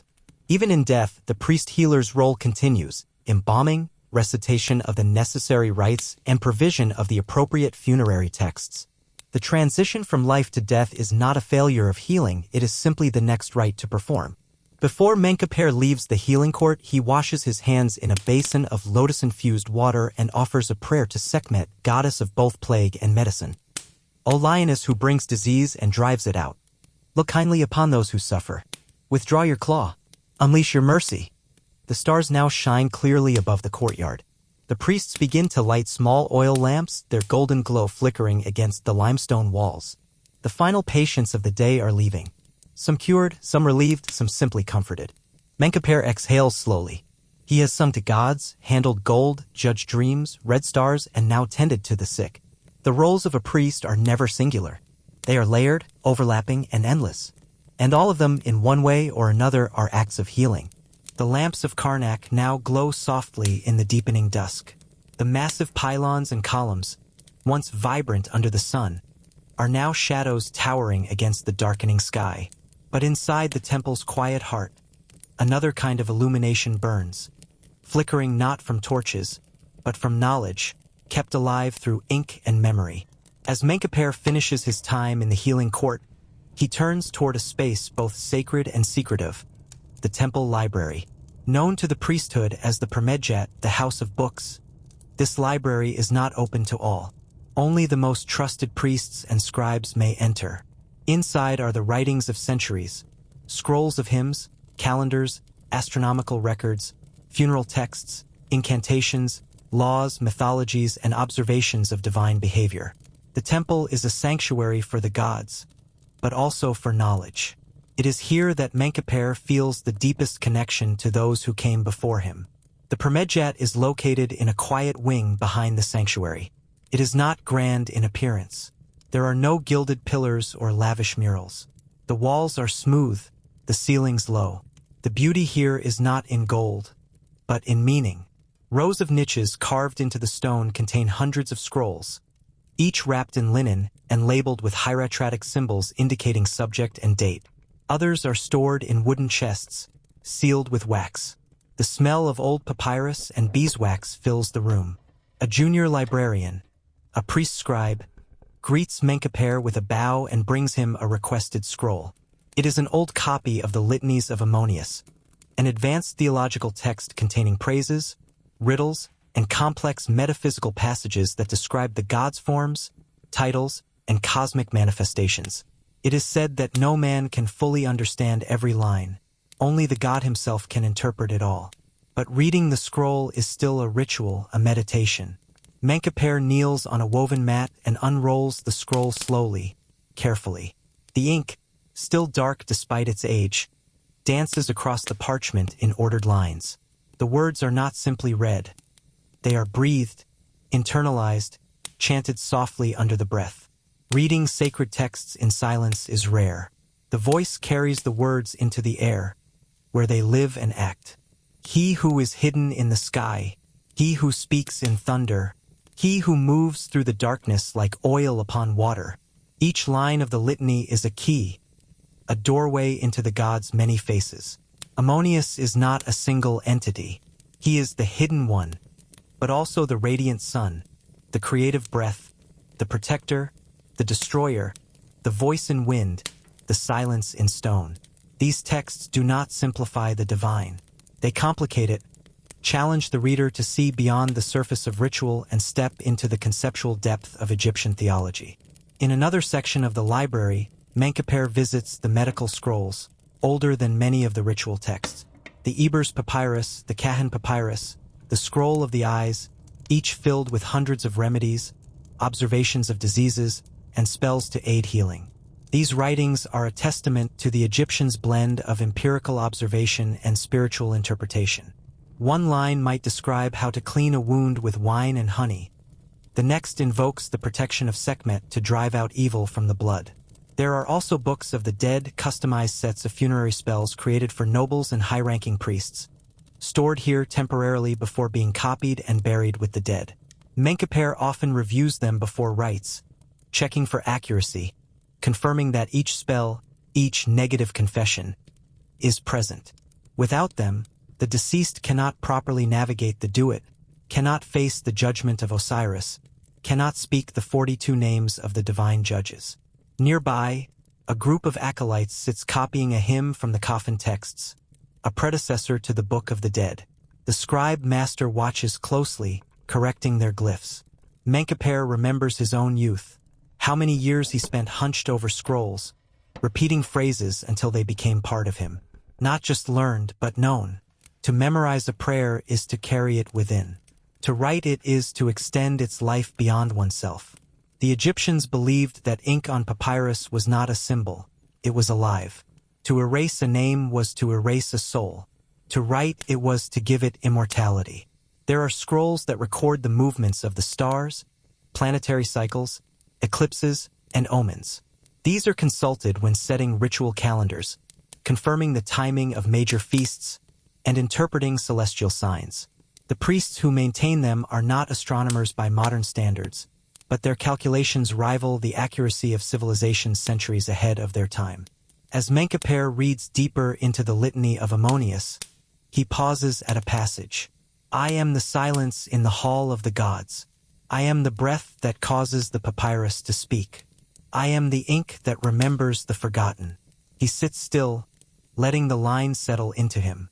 This, more than incense or gold or grain, is what gives the temple its lasting power. The preservation of sacred knowledge, the continuity of memory, the silent conversation between generations carried through ink and time.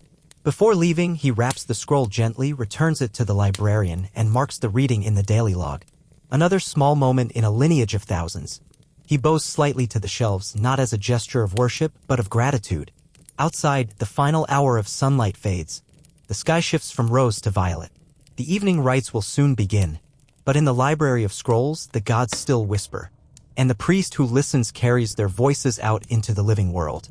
The sky above Thebes is now heavy with dusk. The final shafts of sunlight retreat behind the western cliffs, casting the city into deepening hues of blue and gold.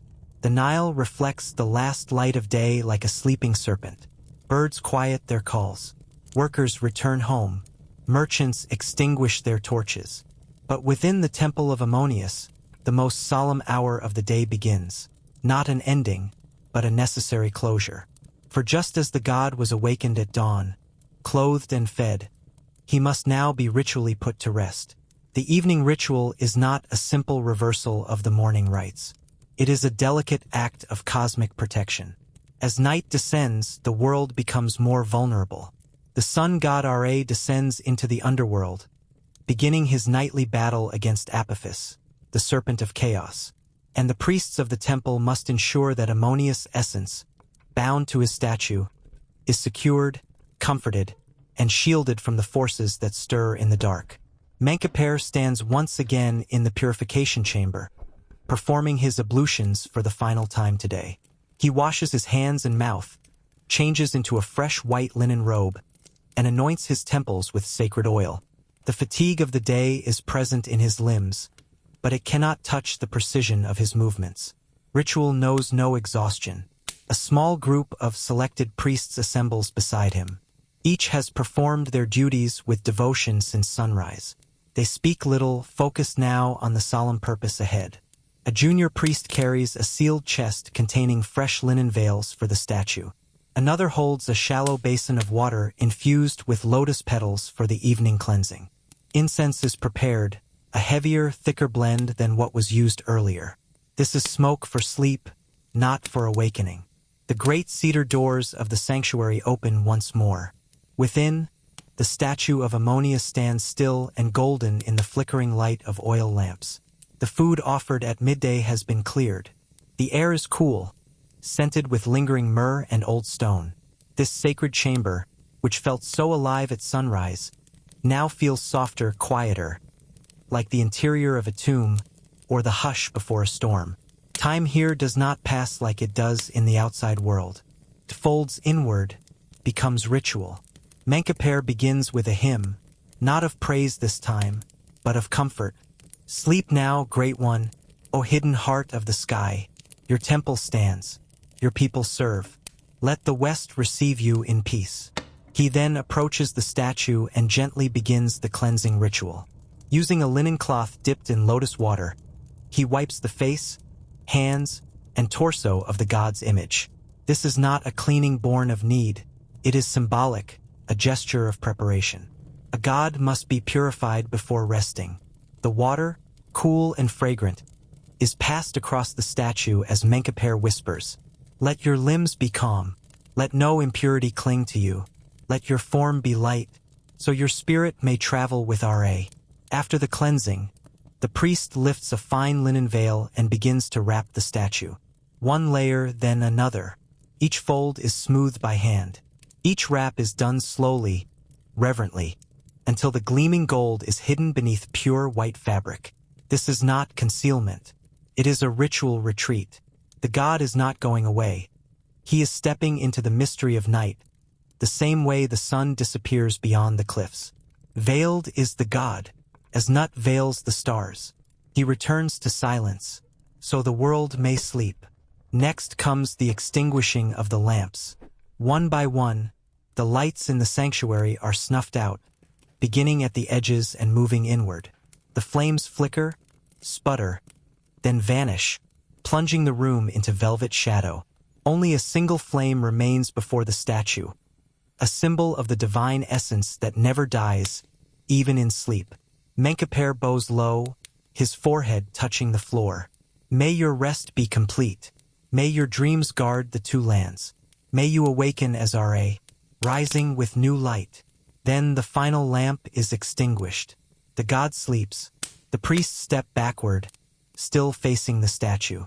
The junior priest closes the sanctuary doors and seals them with a linen cord marked with red ochre symbols of protection. This seal will remain untouched until morning, a sacred marker that no impurity has entered during the god's rest. A guard will be posted outside all night, not out of fear of theft, but as a sign of devotion and guardianship. Outside the sanctuary, the temple is nearly silent. The air has cooled. The sandstone walls, once baking under the sun, now radiate a gentle warmth. The great house of Ammonius breathes slowly, calmly. In the distance, the sounds of the city have faded. Only the soft footfalls of temple guards and the occasional croak of a night frog in the sacred lake remain. Menkaper removes his robe one last time and returns it to the purification basin. He will eat a light meal in solitude, say a short private prayer, and sleep within the temple quarters. Tomorrow, before the first glimmer of light touches the horizon, he will rise and begin again. For while the god rests, the world continues, and the priest must always be ready. The temple lies in near silence now. The evening ritual is complete, the sanctuary sealed, the last flame extinguished.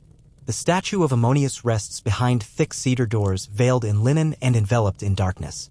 The great hum of daily ritual, the chants, the offerings, the smoke, has ceased for the day. But within Menkaper, the servant of the god, something still stirs. His public duties have ended, yet his personal obligations remain. For even the priest, the one who recites the sacred texts and manipulates divine symbols, is still a man. He has a family, ancestors, uncertainties, and hopes. And so, in the quietest hour of the night, Menkaper does what many Egyptians do, regardless of rank. He makes his own private offering. He walks slowly to a modest side chapel within the outer compound of the temple. This space is not part of the formal ritual path. It is simpler, more intimate, a small, square room with a low ceiling and a niche in the back wall where a painted stela of Thoth, god of wisdom, is placed. The image is modest compared to the gilded grandeur of Ammonius' sanctuary, but it is no less sacred. This room is a haven for reflection, used by priests and scribes when they seek personal communion with the divine. There is no audience here, no scribes to record his words, no assistants to prepare incense. This is not for Egypt. This is for him. Menkaper kneels on a reed mat before the stela. He opens a small bundle wrapped in linen, a personal offering prepared earlier in the day. Inside, a strip of clean cloth, a small piece of bread, and a tiny cone of incense. These are humble items, far less elaborate than what he presented to Ammonius earlier.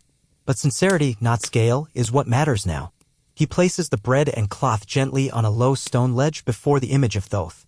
The god is depicted with the head of an ibis, holding a writing palette and scroll. For Menkaper, who has spent his life in ink and word, Thoth is more than a deity. He is a companion, a divine intellect, a judge of meaning and order. He lights the incense and lets the first tendrils of smoke rise. Then he speaks. His voice is low, barely a whisper. He does not chant or recite memorized lines. These are his own words, halting, unstructured, and real. Jehudi, Thoth, keeper of the scrolls, you who know every secret name, I ask only for clarity. Let my heart remain balanced. Let my thoughts stay pure. Let my hand not fail when I serve the Great One in the morning. He pauses, then adds, and if my son is strong, let him walk the path I walk. And if he is not, guide him where I cannot. A flicker of emotion passes through his face. The temple has trained him in silence, in stillness, in detachment from personal longing. But here, alone before a painted stela in the shadowed corner of Karnak, he allows a crack in the mask. A whisper of the man beneath the robe. He continues his prayer in fragmented thoughts, thanking Thoth for successful rituals, asking protection for his elderly mother who lives beyond the river, invoking guidance in a minor land dispute with another priest, and requesting that a dream he had of a burning falcon be given clarity. He ends with a simple phrase, the most common and most ancient of personal prayers. May Ma'at be with me. May Isfit be far from me. Balance be with me. Chaos be far from me. He sits quietly for a while. The incense burns lower. The smoke curls in languid spirals. The bread remains on the ledge, uneaten but accepted. There is no reply, no vision, no voice from the stela. But he feels lighter, not because the god has answered, but because he has spoken, because he has released what burdens he carries into the current of the sacred. Before leaving, he performs a small act of purification, dipping his fingers into a basin of water and touching his forehead and chest. A symbolic washing of doubt, a gesture of closure. He exits the chapel and steps back into the open-air court. The stars are bright now, thousands of them spread across the black canopy of Nut, the sky goddess. They flicker like eternal scribes writing in silence the history of men and gods. Menkaper walks slowly back to his quarters. His room is simple: a mat of woven reeds, a jug of water, a small statue of Ma'at on a wooden shelf. He eats a small piece of fruit and drinks deeply. Then he lies on his mat, facing east, as tradition dictates, so that when Ra rises again, his servant's eyes will greet the light. The temple is at rest. The god is asleep. The people of Thebes dream beneath the stars. And in the heart of Karnak, one priest breathes quietly, holding within him the final prayer of the day. The stars now reign over Thebes, scattered like polished turquoise across the indigo night. The towering pylons of Karnak cast long, sleeping shadows. The last chants have been sung. The final flame has been extinguished in the sanctuary. And within the inner quarters of the temple, the servants of the god, those who have carried the weight of ritual from dawn to dusk, begin to turn inward to the most human of moments, nourishment. Menkaper walks slowly through the dim hall that leads to the priestly residence. These chambers are simple, private, and functional, situated just beyond the sacred spaces but still within the temple enclosure. They are not opulent. Even a high priest eats in simplicity. Luxury is for the pharaoh and for the gods. For a man who has stood in the presence of Ammonius, even the finest linen or silver plate seems small. His room is narrow and quiet. It contains a woven reed mat for sleeping, a low wooden table, a ceramic lamp filled with flickering oil, and a sealed jar of water. On a nearby shelf, a small figurine of Ma'at rests beside a roll of linen and a clay dish for offerings. This is a place for rest, not display. Dinner, when it arrives, is modest but sacred in its own way. A temple servant delivers it on a wide ceramic tray: flat loaves of barley bread, a bowl of lentils cooked with leeks, a handful of dates, a few slices of dried fish, and a small jug of beer brewed from emmer grain. This food, though simple, is a continuation of the same offerings made earlier to the god. Much of it comes from the remains of the divine meal, now redistributed among the priesthood and workers. To eat what was once offered to Ammonius is not just sustenance, it is a blessing. Before eating, Menkaper kneels and places a single piece of bread on the small altar beside his mat. It is an act of personal gratitude, not part of the public ritual, but a quiet echo of the morning's rites. He whispers a brief invocation. To the gods who walked with me today, to the spirits of my ancestors, to the breath of Ma'at within all things, I give thanks. Then he eats. There is no conversation, no feasting, just slow, deliberate consumption. The bread is dense and mildly sour. The lentils are seasoned with garlic and coriander. The fish is salted, chewy. The dates, sweet and sticky, offer a final note of balance. The beer is thick, nourishing, and mildly fermented, more like a meal than a drink. For Menkaper, this is not mere refueling, it is part of the rhythm of the sacred day. He eats while reflecting, not on politics or temple intrigue, but on the details of his service. Did he pause too long before the final verse of the hymn? Was the incense portion too light for the evening rite? Did the junior priest mispronounce the name of Thoth during the acolyte instruction? Perfection is not expected, but striving toward it is demanded. The gods see intention. But Menkaper does not take comfort in that alone. He demands more of himself than the god likely does. That is what makes him a priest. After eating, he cleans his hands with a damp cloth and pours a small amount of the remaining beer into the clay dish at the foot of the Ma'at figurine. It is an ancient gesture, one that echoes back to the earliest priests of Heliopolis. In a world defined by balance, nothing must be taken without also giving. Outside, the temple quiets further. The sacred lake glistens beneath the moon. A breeze stirs the fronds of the date palms. The sound of sandals fades in the corridors. Menkaper sets the tray aside and extinguishes the lamp, leaving the room in semi-darkness. He lies down on his mat, facing east, just as he has every night for decades. The position is symbolic: to greet the dawn, to face the coming of Ra, to be ready when the cycle begins anew. But before sleep, he recites one final prayer, simple, nearly whispered, not from scrolls, but from memory, passed from teacher to student for generations. As the sun sinks, so do I rest. As the stars rise, so do my thoughts. In silence, I return to Ma'at. In sleep, I serve still. And with that, the day ends not in fanfare, but in stillness. Menkaper closes his eyes. Ammonius sleeps. The temple breathes. And tomorrow, before the first light breaks across the Theban hills, the priest will rise once again to ensure that Egypt's heartbeat continues, one offering, one chant, one silent breath at a time. Beneath the surface of prayers and incense, behind the veils of ritual purity and divine order, lies another layer of temple life, one far more human and often far more dangerous. It is the world of politics. For while the gods may sleep in silence and perfection, men do not. Even within the sacred precincts of Karnak, where priests like Menkaper move with ritual discipline and divine purpose, ambition stirs, alliances shift, and power whispers through colonnades like wind through papyrus reeds. The priesthood of Ammonius, especially during the height of the New Kingdom, is not merely a religious institution. It is a kingdom within a kingdom, a parallel hierarchy that rivals the authority of the pharaoh himself. With control over vast lands, temples, granaries, treasuries, and a standing class of literate, elite officials, the priesthood exerts influence not just over ritual matters but over political decisions, economic flows, and even dynastic stability. Menkaper, though not among the highest ranks, is no stranger to this hidden world. He has watched as senior priests rise and fall, as appointments are granted based on bloodlines, connections, or silent favors. Every scribe, every assistant, every steward may one day become a rival or an ally. Navigating this realm requires as much wisdom as any sacred text. At the top of the hierarchy stands the high priest of Ammonius, known formally as the first prophet of Ammonius. He is not only the chief ritual officer of the temple but also a de facto governor of a religious empire. During certain periods in Egypt's history, the high priest held more economic and military power than provincial governors and even exerted direct influence over the pharaoh. His word can determine temple appointments, control the distribution of surplus grain, and shape the temple's relationship with the royal palace. Beneath him are multiple prophets, second, third, fourth in rank, each overseeing divisions of temple responsibility, rituals, land management, education, healing, and scribal administration. Menkaper serves under the third prophet, a cautious man named Jehudimos, who is known for his strict adherence to protocol and his refusal to bend under political pressure. This makes him respected but also vulnerable. In a system built on both merit and maneuvering, rigidity can be dangerous. Menkaper has, over the years, been approached with subtle suggestions, whispers about certain acolytes who should be promoted, certain officials whose offerings to the god were exceptional and should perhaps be recognized in temple records. He has always declined, carefully choosing the long road of discipline over the shortcuts of favor. But he knows full well that others have not.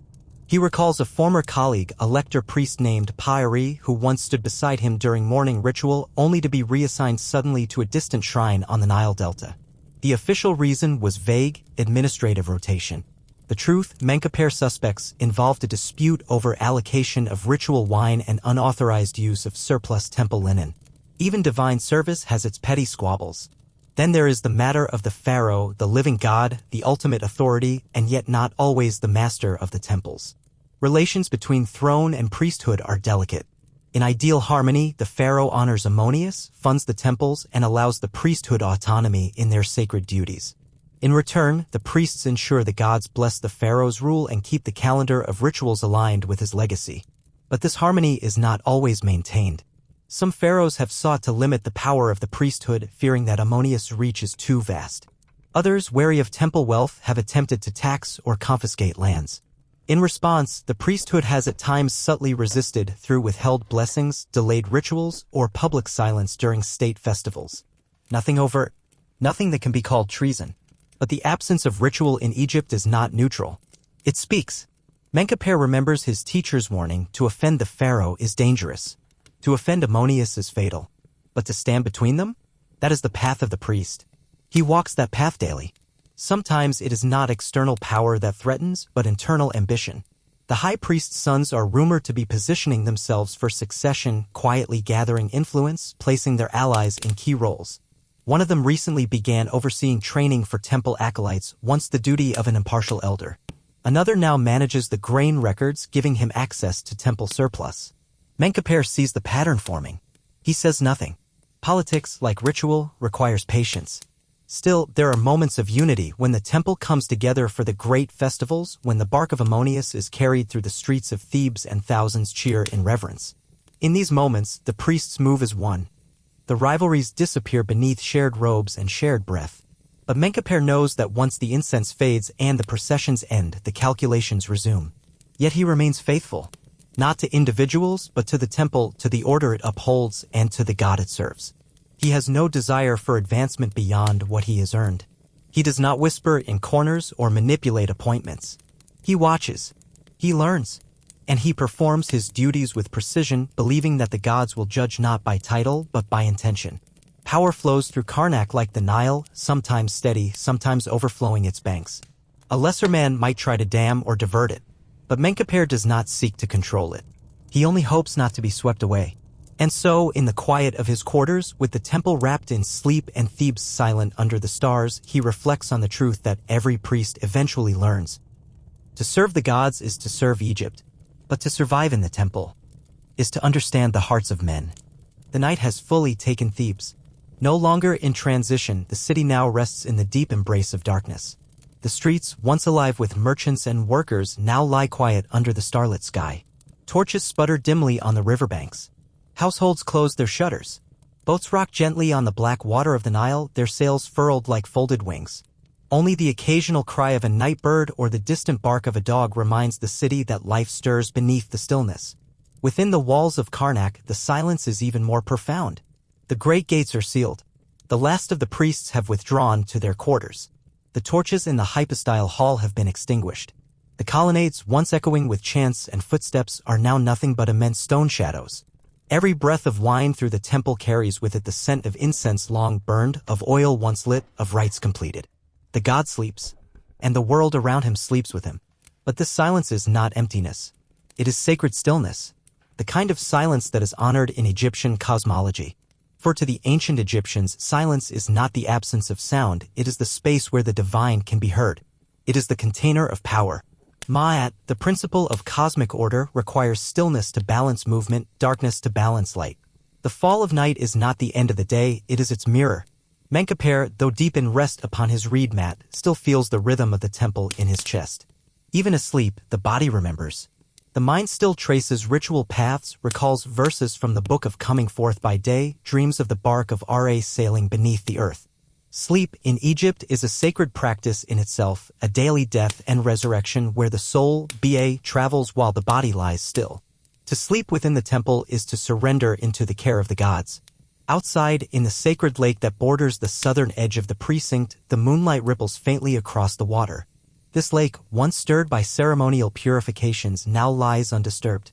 Frogs croak softly from the reeds, and a thin mist begins to rise, a veil over the earth echoing the veil placed earlier over Ammonius' statue. One for the god, one for the land.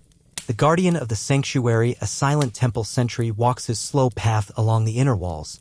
He is armed not with sword, but with a staff and a bronze blade used in purification rites.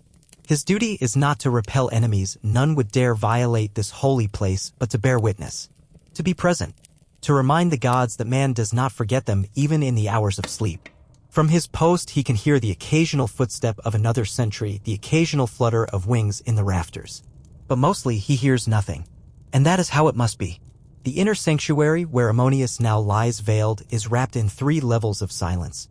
First, the silence of the closed doors. Second, the silence of the sealed corridor that no feet tread until morning. And finally, the silence of the statue itself, wrapped, darkened, resting in divine withdrawal. For the Egyptians, gods do not vanish at night. They do not cease. They recede, preserving their energy for renewal. It is the priest's duty to guard this recession. Elsewhere in the city, nobles dream in their villas. Peasants rest in their modest homes. The necropolis workers across the river sleep with their tools beside them. Even the pharaoh, wherever he lies tonight, whether in Thebes or a distant palace, sleeps beneath the same stars that shine over the temple.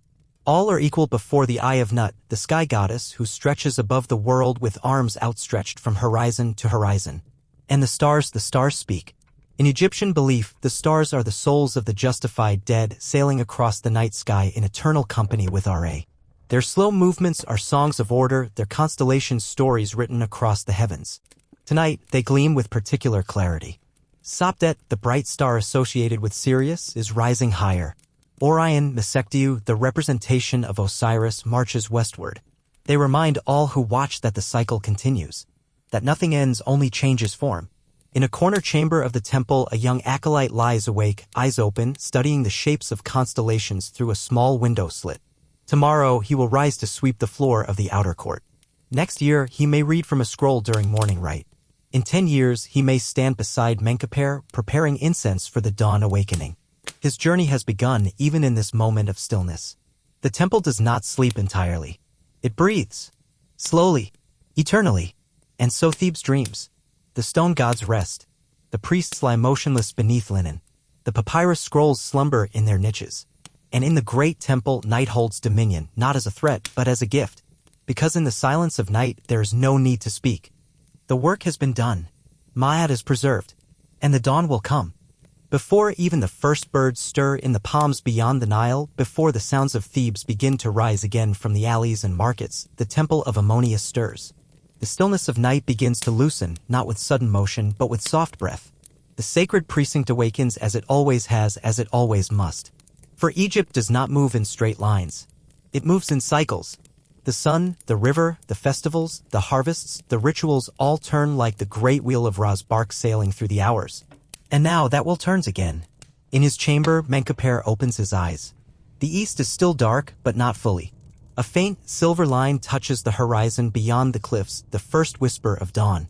He rises without sound, kneels briefly before his Ma'at figurine, and offers his first breath of the day to the divine.